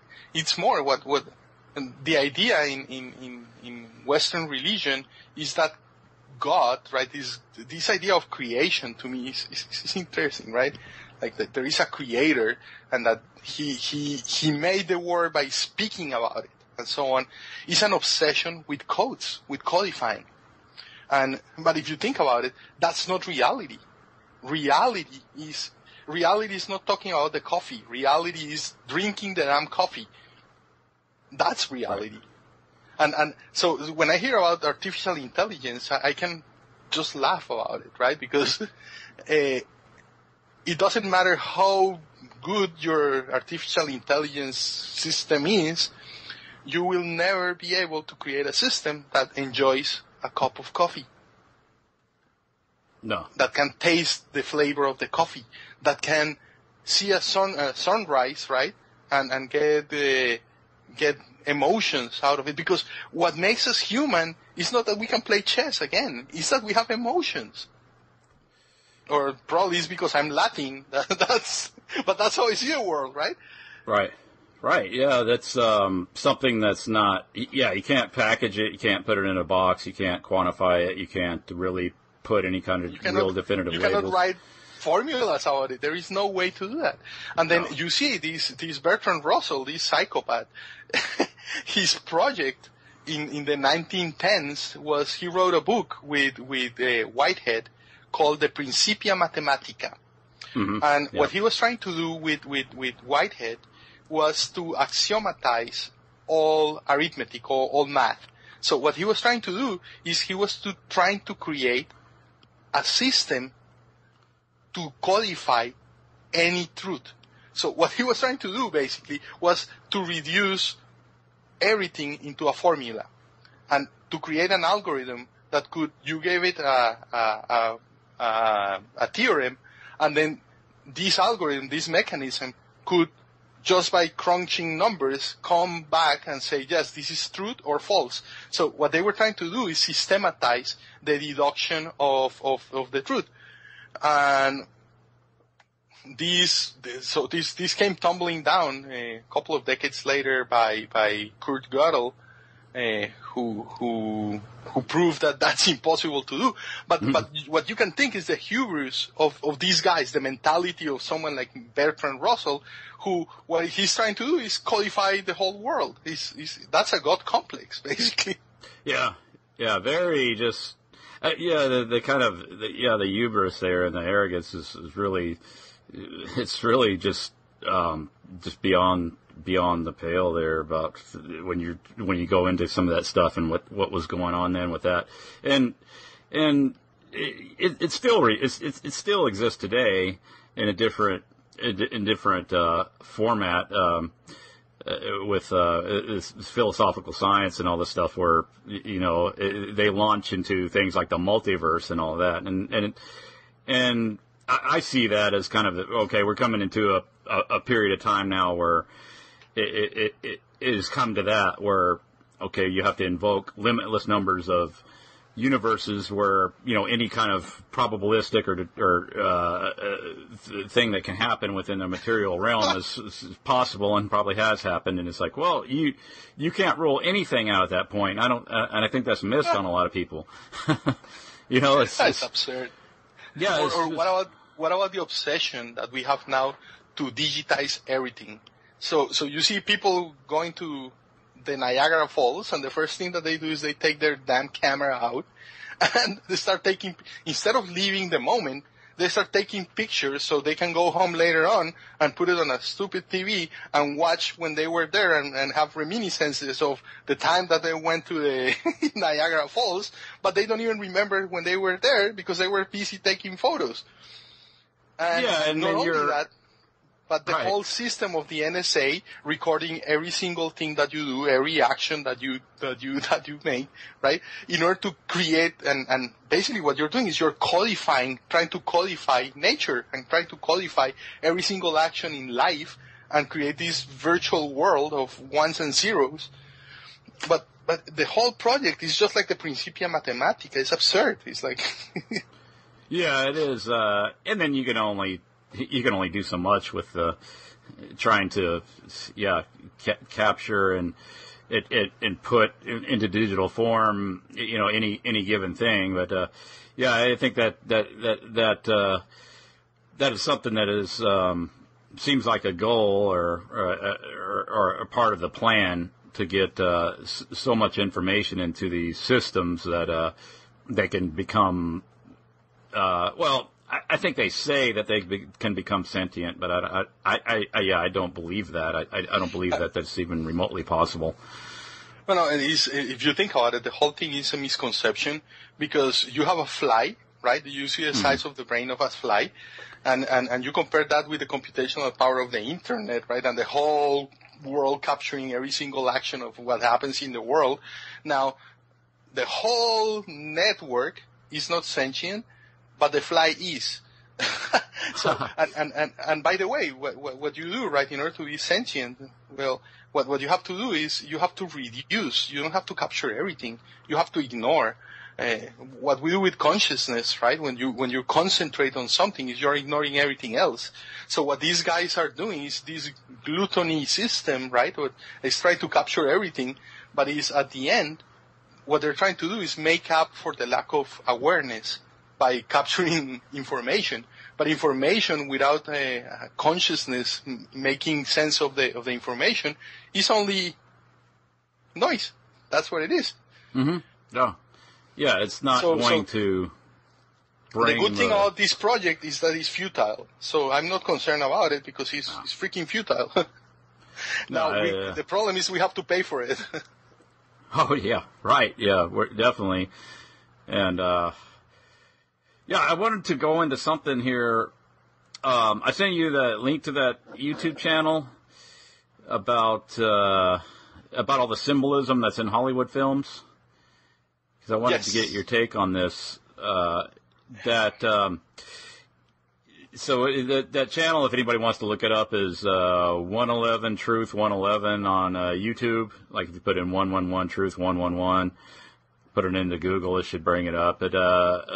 On YouTube. So it's basically the guy's, he's doing his analysis of Hollywood films and pointing out all the subliminal imagery that is replete in film. It's like all over the place. And you look into every set, is done with a purpose. Nothing inside of a movie set is there by chance, so everything is all very deliberate, and there's no way around that. And, so you see this symbolism that keeps reappearing on a continual basis throughout all these kind of major Hollywood releases, and I got to thinking about that, and I think it fits in well with like our subject matter we're discussing here. Is those symbols and building association with these symbols. And, I got to thinking about this, and I said, in order to maintain this system and to reinforce those associations, it has to be done on a regular, continuous basis. And I was thinking, well, because one thing that struck me is like, they're going through a lot of trouble to make sure this symbolism is in these films. And when I see something like that, it makes me wonder about, okay, what is the practical purpose behind it? Because I don't think they would go to that kind of lengths unless there's some sort of utilitarian purpose for it as far as its function in society and its ability to control people or persuade people or influence their behavior. And I think that fits well with, we've already discussed how, we could consciously recognize these symbolic associations with things and how they, we react and respond to them. But what about all the stuff that's, taking place on a subconscious level that we're not aware of on a conscious level? Yeah, I'm skeptical about it. I saw that he has one called I'm Number 4. And so the first thing that I would say is that people are fascinated by the occult. So the fact that we're talking about I'm Number 4 now here, right, is we're disseminating these ideas in this movie of I'm Number 4. So when people when people see, and we think we're special because we talk about the occult. Everybody does it, right? Like Madonna sings about I'm a virgin and all these things, and she has all these connotations, right? Because first, they're scandalous, and that sells records. And second, because people are fascinated. We live in a shallow society that lacks meaning, right? And everything is appearances. So when people start finding these symbols, they attach themselves because they say, oh, there is an occult meaning here, and because I don't have a meaning in my life, and there is something occult here, then probably I'm gonna find what is the meaning of life and all this if I study this very hard. And that's probably the reason why I started studying myself, started studying all these things, is because of the same thing, right? Like looking at the occult meaning is because it attracts people. Now, so that would be my first take on that. The second is that the real subliminal message on movies like this, right, is, if you see, is product placement. It's like, so which is the brand of jeans that the hot chick in the movie is wearing, right? Because then all other chicks are gonna wanna have that. What is the music that they're playing? And to me, it's mostly commercial on these things. I don't give transcendence to everything.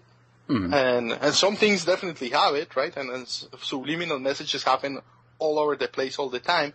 But I think people read too much on this. And I think the people who make these movies know that people read too much on this, and then they put these things there just like bait. So people go and watch the movies and stop frame by frame and do this. So I'm very skeptical I'm a total skeptic on everything. I don't believe in anything. So to me, the evidence has to be very, very, very strong for me to start considering something. So in this case, there may be something. I don't know what it is beyond what I just told you. What do you think?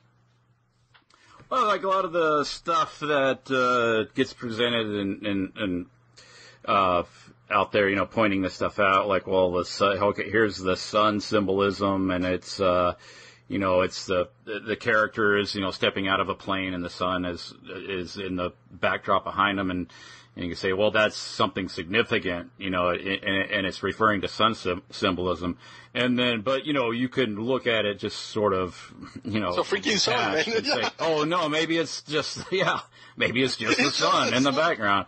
And they decided to use it for dramatic effect on that particular scene. Because I imagine directors are always looking for ways how do we make the scene look interesting, and shoot it and give it some drama, through lighting and all kinds of stuff. So yeah, the sun's going to be in there, obviously, but some of that I can readily dismiss as just being kind of. You see movies like, for example, Eyes Wide Shut from Kubrick. That movie, I think that movie has many layers of interpretation behind it. So it depends on the movie, right? Like Kubrick and his movies, you can tell that there is there is esoteric meanings in his movies, right? And there are various writers, script writers, and directors, movie directors, who consciously, I think, put things like Eyes Wide Shut is undeniable that there is a message that you kind of get of what it is, but you miss half of what is happening on the movie. And there are few like that. When you see, oh, look, there is a triangle here, it's like, come on, the triangle is the most simple shape that you can see, right? Like, right. It's the first surface that you can create in 2D is three lines, and then that becomes a pyramid for some reason, right? Or the sun is a stupid circle, right? So circles and triangles to me are the most common like your primary figures. Yeah, your primary geometry, your circle, squares, and there's that, of course. And then on the other hand, it's like you're talking about watching the movie with the sound off, and that's one thing that this guy does. He's showing the movie, and he usually cuts the sound out, and he's got his. He doesn't even really point the stuff out. Like once you know what you're looking for. It's like, oh, yeah, and yeah, there's a pyramid in the scene, but the way that the scene unfolds and the way the pyramid, the way it, where it's positioned in the scene and stuff like that, it seems very purposeful on one level. And so, okay, here's my thoughts on this. It's that, we've already went over. We've talked about how we could be made to build these, draw these connections between symbols and like coffee or a symbol and like a particular corporation or whatever it happens to be by just this constant reinforcement. Over a period of time, or Pavlov's dog and the bill, and it's like, eventually the dog just, starts just drooling uncontrollably when he hears the bell. And, so that is pretty basic and simple. And I think that,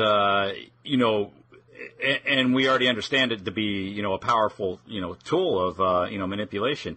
And, but I do believe that you could take these symbols and put them in certain contexts, like especially in a drama where you're through the actors and the playing out of this drama, you have like the intimate moment between the hero and his love interest and how it strikes these emotional chords, and at the same time you can have this subliminal imprinting of these any given particular symbol that you want to put into the scene. And like an example, he shows like there's this one film. What's the guy's name? He's a comedian guy, and he's made like 600 movies. But Adam Sandler, right? Sandler? Yeah, and he's a master. He is a stupid master of modulation of emotions. Like, he has comedies. I personally like his movies because I love to see how he plays people like a violin. So he creates all these very funny movies, but then if you're happy and all of a sudden he takes you down, and he's a roller coaster. He knows how to modulate people so well.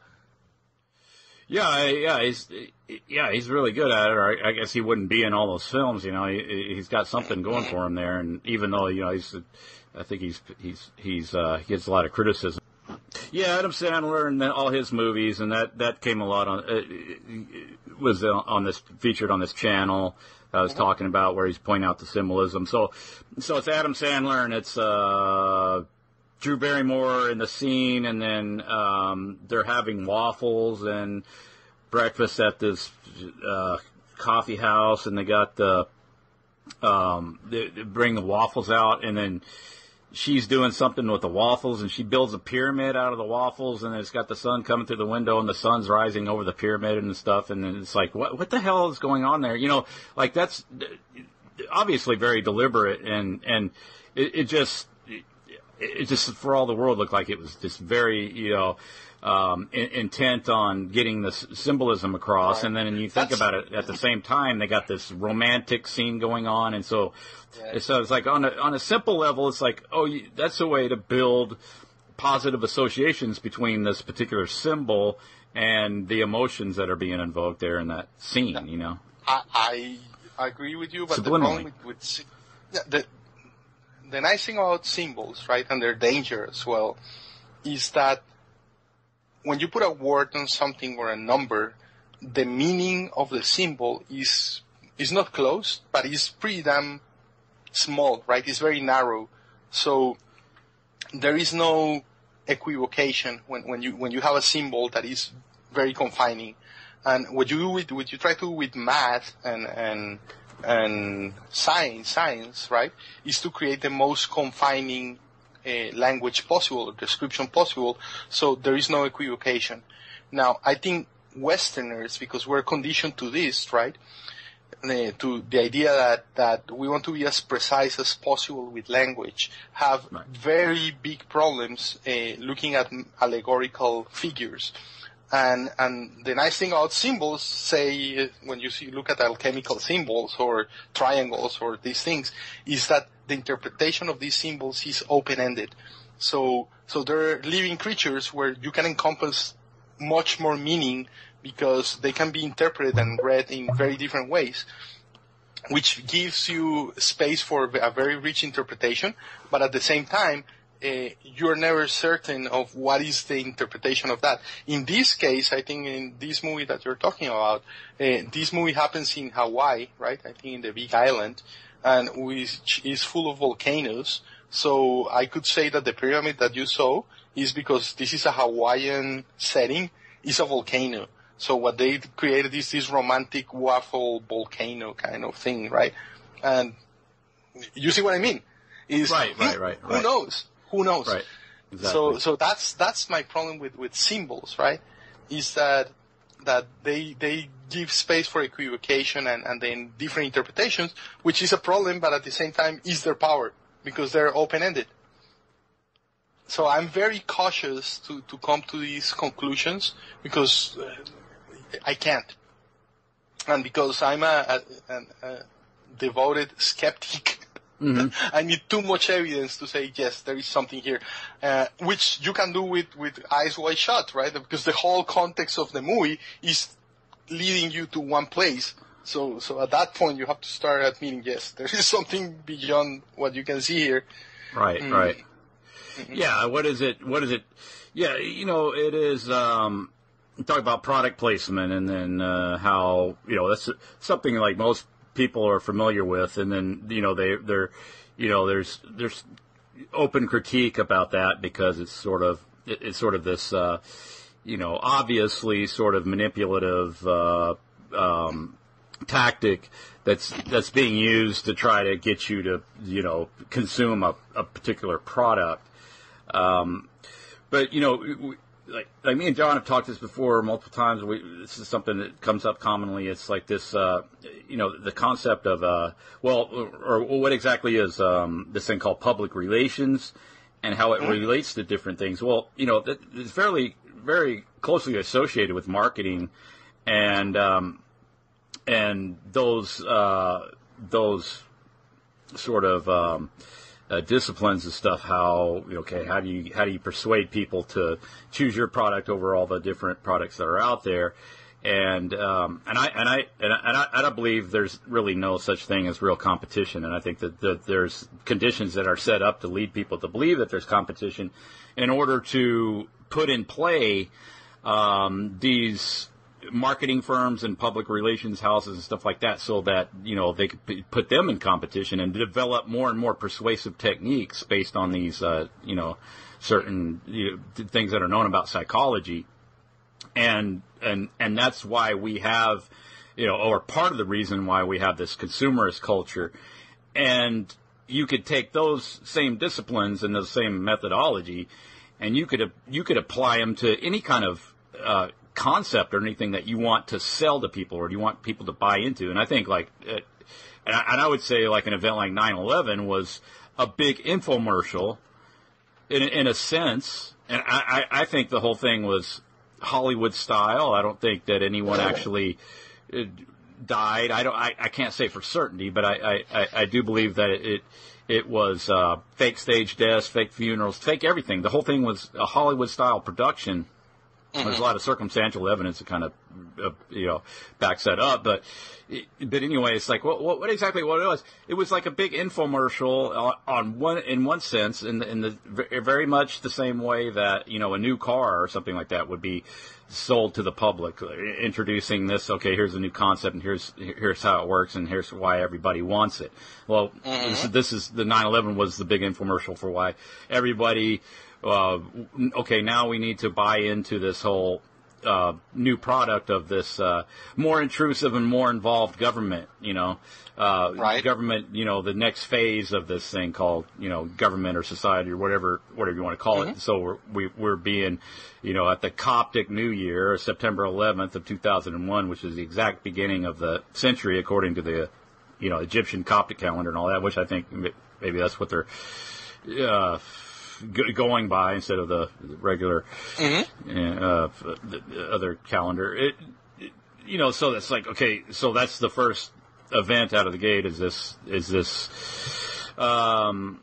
worldwide event that everybody saw, and then they kept repeating, and it's something that's since been repeated. It's since then nothing has been the same. Everything's changed. It's all different. Yeah, I concur with you 99% on that, except that I think there were dead people there, and starting because I knew someone who used to work there who died that day.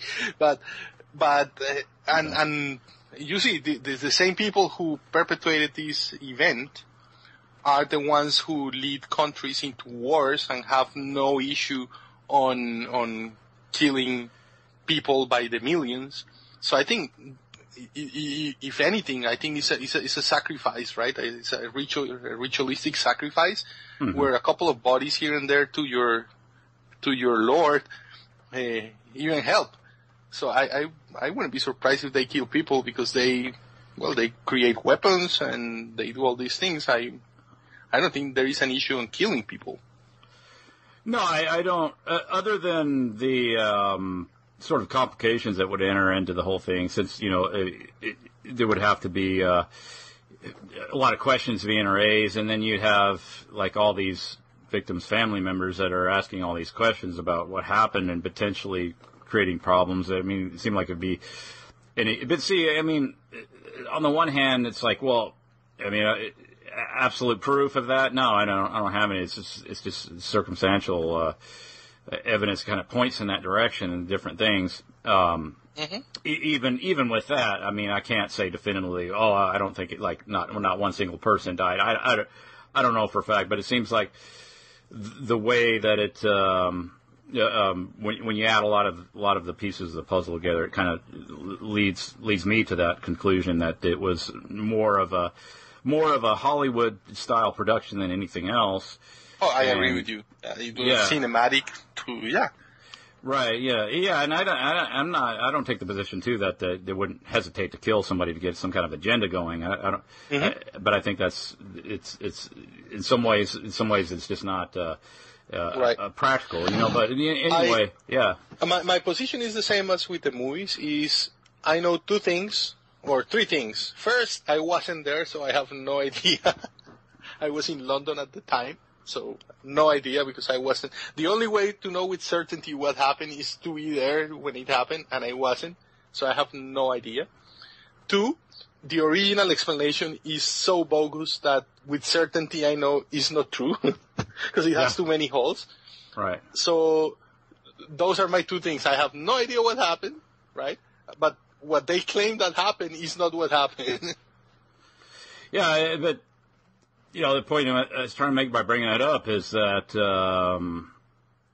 it was a sales pitch of sorts. And I think people can get a better understanding of what's going on if they kind of look at things through that lens there, where you're being sold a product, and the product is this, or part of it is this new boogeyman that's being sold, this Al-Qaeda, ISIS, or whatever you want to call it, and they're coming to get us. They already hit us, and then the Russians, we don't have to worry about them anymore because we did that for 50 years. That's over, and now it's time for this new era. And they needed a big media event to kick that off, and then it had to be something visceral, high profile, dramatic, over the top. Correct. And basically, it was crafted and carried out just in the same way that a major motion picture would. And then, motion pictures are used to sell products. And then there's some examples of motion pictures that are deliberate and very overt and very direct. Military recruitment pieces like the film Top Gun, and then it's kind of pretty much admitted so, it's like, recruitment shot up, and it's like, well, so it's selling an idea, selling a lifestyle, selling the military, selling whatever they can. It's very effective to do it through a motion picture, and then especially when you're also selling it as a real event, and then it is something that, no longer is this something that, we're just fantasizing about on this screen here. This is something that was real.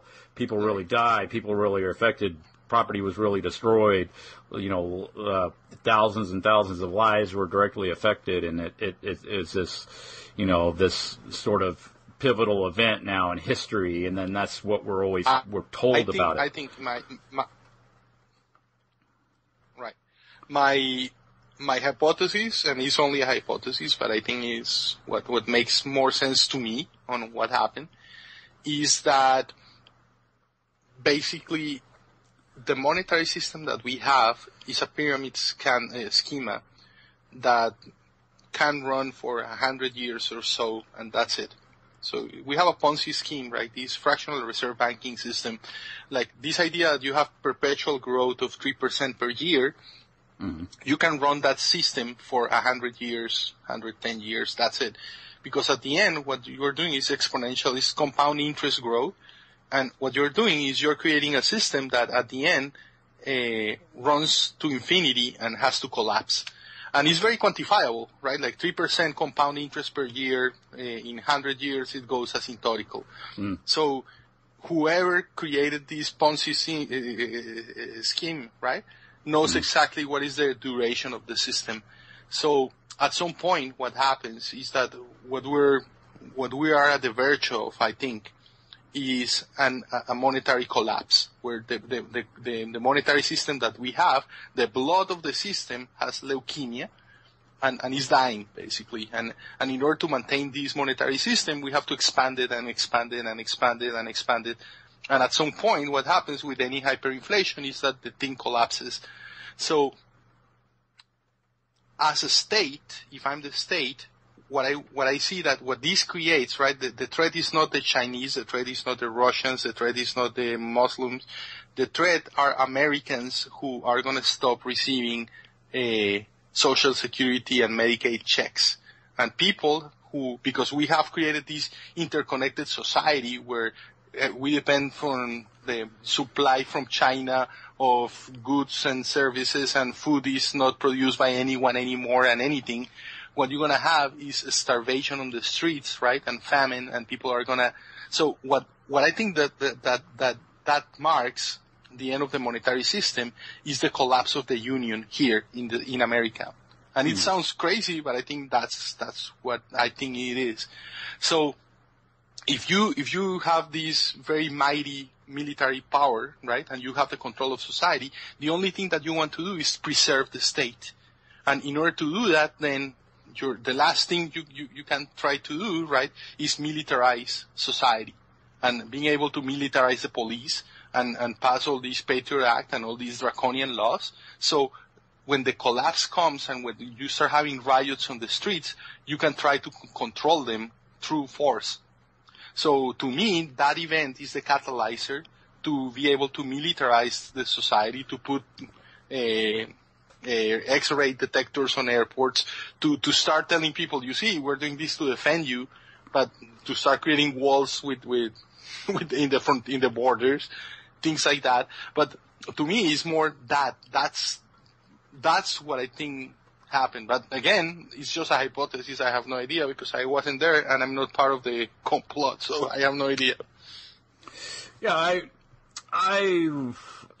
agree with that. It's something, some reason why this militarization of the police and all that. But as far as the economy goes, I probably differ with you on that. And as far as that, I think the system as it is, the only thing that's keeps it running is people's belief in the thing called money, and whatever whatever debt has been accrued through interest and all that stuff. It's it's just an abstraction that is some entry in a ledger book is all it is. No, absolutely no. But what you're doing is you're diluting the power of the talismans, which means the belief on the system. So as you print more money, you see what is happening in Greece, right? Is at the end when money loses its buying power in Greece, what happens is that people lose their faith on the system. They start to realize, oh, you know what? This is only paper. They start to wake up from the spell of the talisman. But in order to do that, you have to abuse the talisman, right? Until you dilute the value of the talisman so much, the power, that people start saying, oh, this is only paper. Oh, whoops, what happened? And I lost all my pension and I gave my life away for the promise that it's not going to be. And then when that happens and when that deception happens and when people comes and to the realization that they were robbed and they were enslaved for the last 50 years and they work, then they get pitches and forks and then they start decapitating people. And breaking windows. And that's the collapse of the faith on the system. So the system is maintained civilized as long as the talismans are taken at face value. But when people realize that this is a scam, then that's the moment when the whole thing collapses, right? And then, I think it's part of it. It's called a revolution. And think about the word revolution, right, is to come back, right? Mm-hmm. So I think it's part of the cycle of the scam is the revolution, is the closing, is the death of the phoenix, and out of the revolution starts a new cycle of inflation that lasts another 100 years or so, and then you end up with another, you go back to the beginning in the revolution. Yeah, and then that's, that I would see that as something that was done by design, as something that is, part of a purposeful cycle. I mean, I personally think that if it was desirable to do so by people in control, they could reinstate the 1950s era prosperity with just some adjustments, and then we're going to do this, and that, and we're going to write this into law, and we're going to enforce it, and then we're going to be back to 1950s level prosperity or even beyond if they wanted to do that. And it, that would have nothing to do with national debt or anything like that, because that's just a fictional construct. It doesn't have any bearing on tangible reality other than, people have a will and desire to work. I mean, we know that in the United States, especially. I mean, what's the average work week now? It's like 50 hours a week or something crazy like that. So yeah, it's all based on this belief system, and I think it could be switched on or off at just a few adjustments here and there, and it could be completely transformed within a matter of just no time, so that it could go either way. And if the bottom drops out of it, it was certainly done for some specific purpose, and to reorganize later and to build something else. But I don't know. I mean, we're always kind of told that is something that is kind of just over the horizon. Where we're coming up on any day now. We're going to be hauled into FEMA camps, and then there's going to be the big collapse, and the dollar's going to collapse. That's fear mongering. That's Alex Jones. No, but you know what? I think the real issue, right, is that I don't consider that I'm special in any way. I'm just a poor schmuck with curiosity, and I have lost my faith on the system. And as we were mentioning before, the system runs on faith, right? And I used to be very faithful on the system. That's why I ended up probably working and living in this country, right? It's because I bought the dream. Mm-hmm. But I woke up from it, or I'm starting to realize that it was a scam. But the problem is that if I'm doing that and I'm a poor schmuck, then I look around and I think there is a lot of people like me who are going through that process. And I think that's the worst thing that you can have for the magician, is when there is a kid sitting in the first row of the thing and says, look kids, he has a rabbit in his pocket. Look at you can see the ears, right? Because when you do that, the whole thing collapses, comes tumbling down. Yeah. The spell is broken, and then that's what we're doing here. The only reason why I do this is because I think this is the catalyzer for the spell to be broken.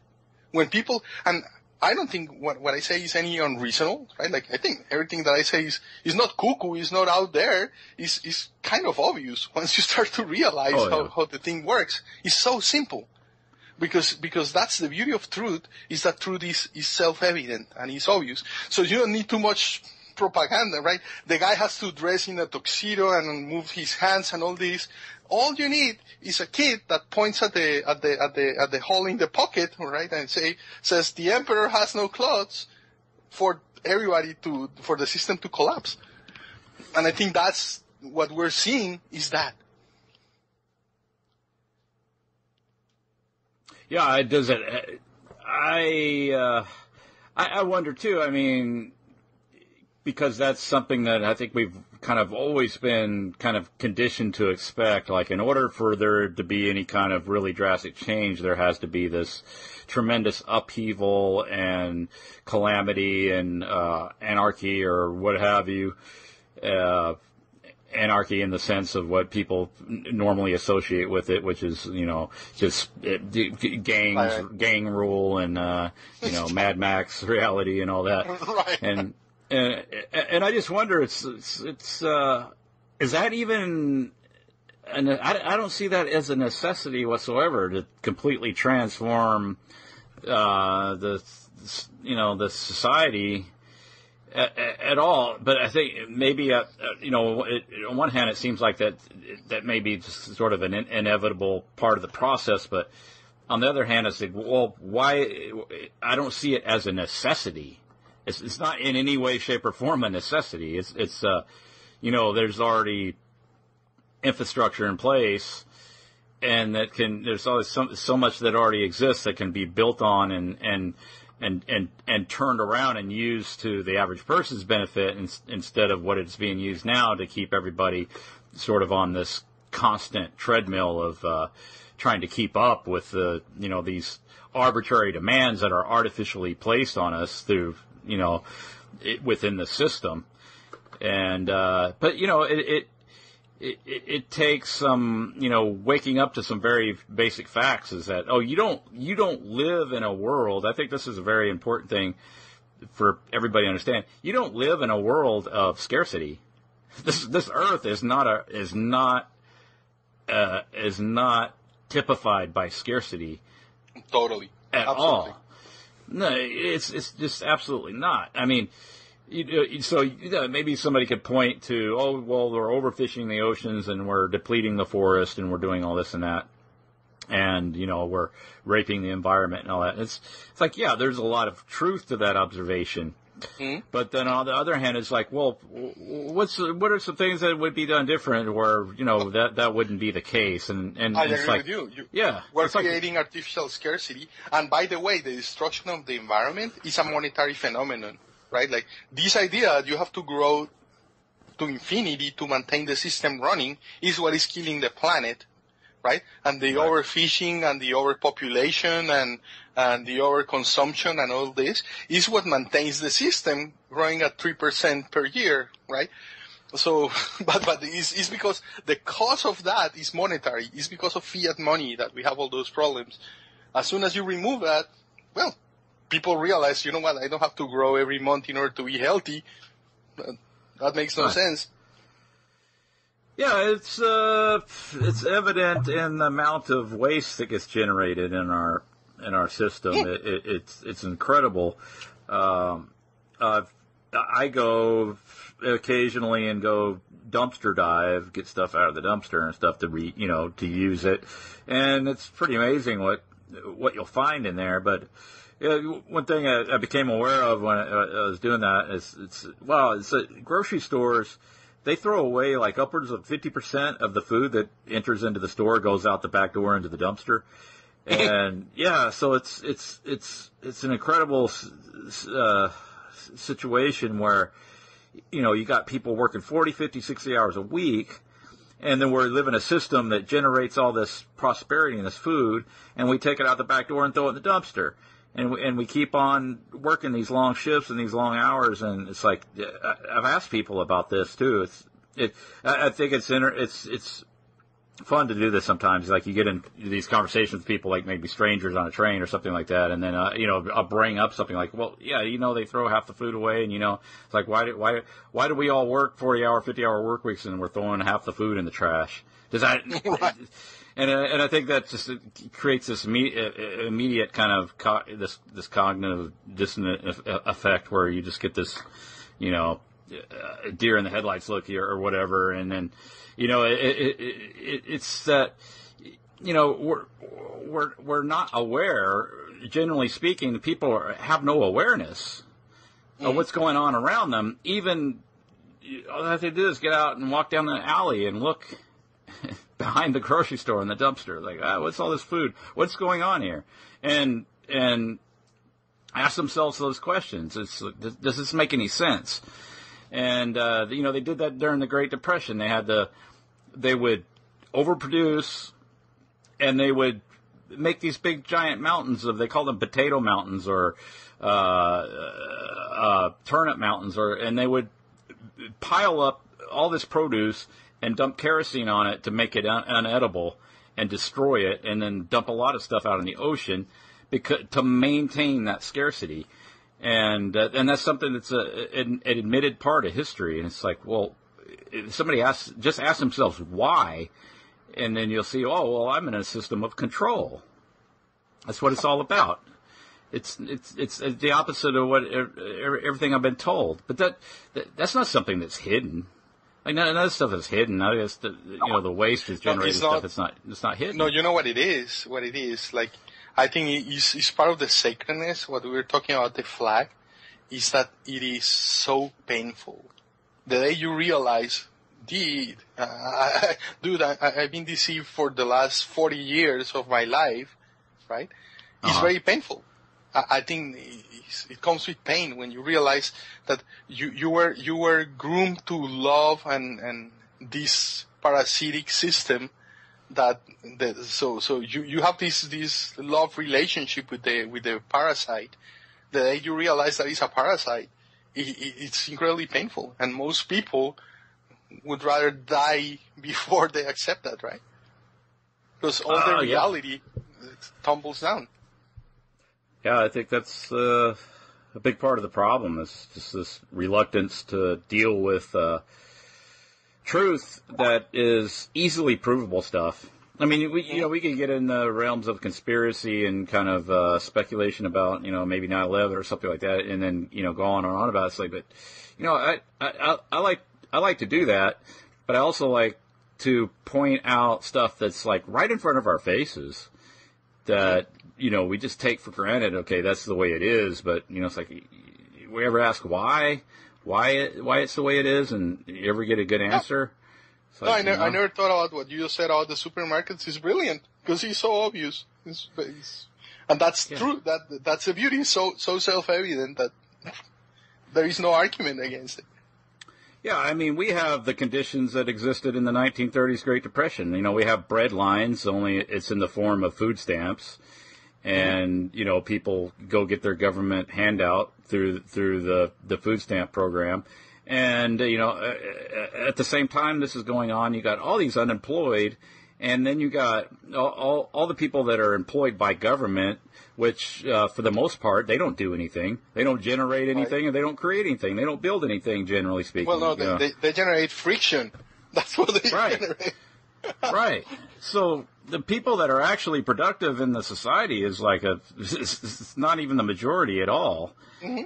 And they are producing, the farmers that do exist and the producers that do exist are producing all the goods and the services stuff for the rest of the non-productive, which is a pretty hefty percentage of the population. When you take, take the military, what do they produce? They don't produce crap. What about all the supporting infrastructure around the military that employs, hundreds of people? What about the Drug Enforcement Agency? What do they do? They destroy lives and create, like you said, friction. They put people that could be working and helping their families, and they put them in prisons to warehouse, and then that's an expenditure right there. So, you just look at all of this, and it's like, well, it all operates off this thing called money. And you have all these conditions that absolutely cannot exist except for the very fact that we have this thing called money. Yeah. And that's most of the economy. That's most of the economy is just stuffed down rat hole. Stuffed into a rat hole. It just doesn't have any kind of function, no benefit to anybody whatsoever. It's what it ends up to at the end of the day is make work. And think about how sad it is that the wealth of the economy is measured on what is Black Tuesday or Black Friday, whatever you call, to see how many presents people are going to buy for Christmas. And that shows you how good the economy is doing. It's like so pathetic. No, it really is. It is just buying and consuming for the sake of buying and consuming for the most part. And then there's all these arbitrary standards that are put out there of what constitutes wealth and what doesn't, and it's all just based on nonsense. And so what I was talking about the infrastructure already been in place. I mean, we're sitting on top of the most powerful engine of prosperity ever devised in history, which I believe, and the average person that puts their sweat and blood and tears into it only reaps the benefit of a small fraction of its produce. The rest of it is... Yeah, the rest of it goes to the hands of a few. Yeah. Yeah, sucked into a black hole, and what the ultra wealthy elite at the top can't possibly use in 1,500 lifetimes, it gets the rest of it gets completely... just totally people running in circles, basically. It's just people running in circles, and there's no produce out of that. So if you were to just, I've talked about this before. Okay, if you were to just take all the military paychecks and you disband the military because it's unnecessary, you just tell people the boogeyman doesn't exist and he goes away because he only lives in our mind, and then you distribute those paychecks between the rest of the population, including and have and divide up. And put it towards something productive, and then divide up those tasks among the people that can actually perform some function in society. It'd be real easy, but that's not going to be done.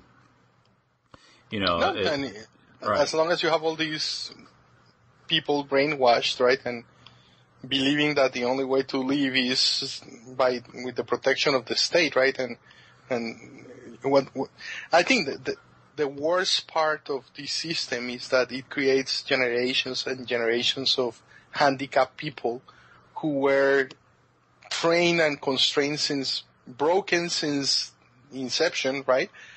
So they will never, and we will never reach our full potential because our imaginations were destroyed when we were kids, our self-confidence, our self-reliance, our autonomy was destroyed by the system, and those things, right, we're just lost generations. That's what we are. And I think that's the saddest part, right, is that imagine what the world could be if everybody had a chance to reach their full potential and not sabotage people intentionally so they don't reach that potential. I think that's the saddest part of it. Right, yeah. Yeah, it is. It's tragic, and it's it is when you look at it from a certain perspective, it's really sort of disparaging, but then you can look at some other things on the other hand, and it's really encouraging that it's like things don't have to be this way, and why they really don't, and there's this kind of tendency, I think, for people to put everything inside of an either or category. It's like, either we have what we have now, or we have absolute chaos. And it's like, well, okay, so you don't see any kind of middle ground or any kind of incremental steps toward anything. It's kind of like an either or thing. It's like, well, you either believe and accept this concept of law and the government and everything as it is now, as it stands now, or you believe in burning buildings and chaos and right. Well, that's because I think the primordial force of black magicians is fear. So is one of the primal and most easiest emotions to control is fear and to create, right? Right. So the whole system is founded in fear. Fear of the unknown mainly. It's like something you don't know. Of the boogeyman, yeah. Yeah. You could easily be made afraid of something that's unfamiliar to you. And that's how this all operates and what it runs off of. So like you were talking about earlier with John about you were in Brazil. Mm-hmm. And the people there I used to be there, yeah.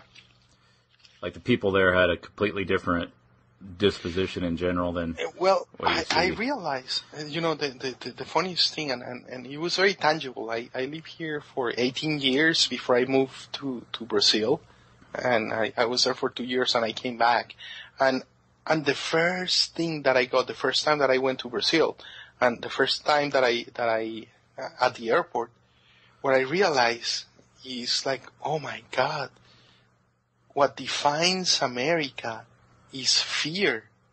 The reason why we have 100 or 1,000 military bases around the world and all these military mighty is because of fear.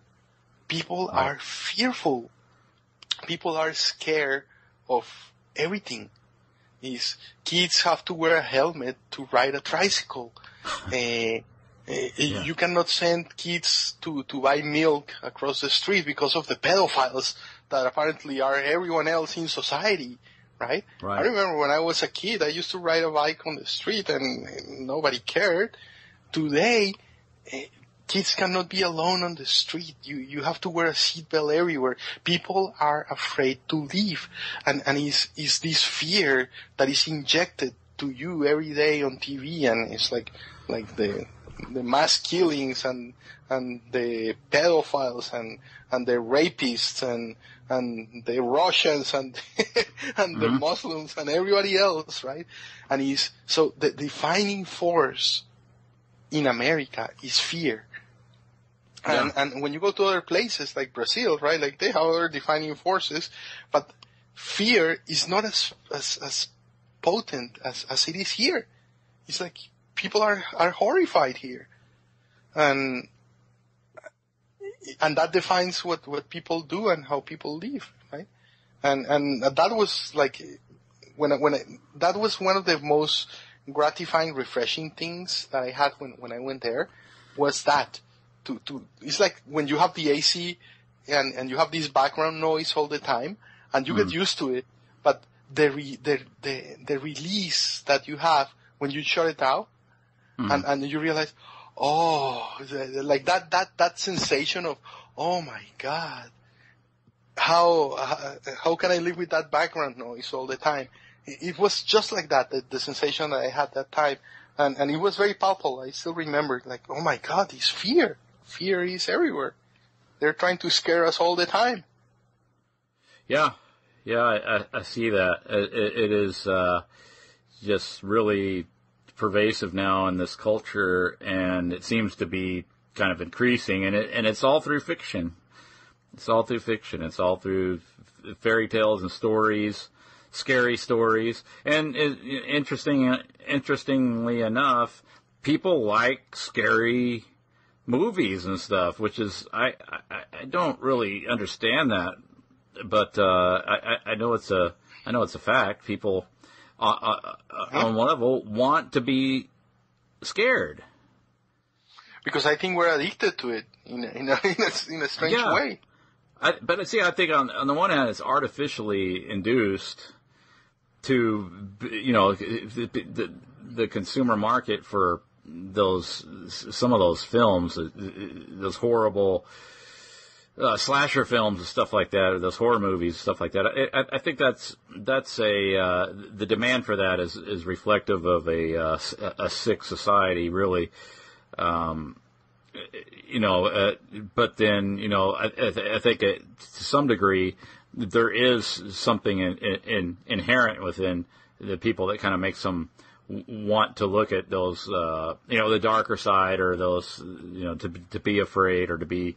The other thing is that Chris, we live now in confined apartments, and we go to this very routine every day, and you go to work every day, and it's the same thing, and you come home and you pay your bills and you watch TV. At some point, you're like, I hope Freddy Krueger shows up in my house and we have some fun, or something changes, right? So to break up the monotony, Freddy Krueger. Exactly. Cut some stuff up. Yeah.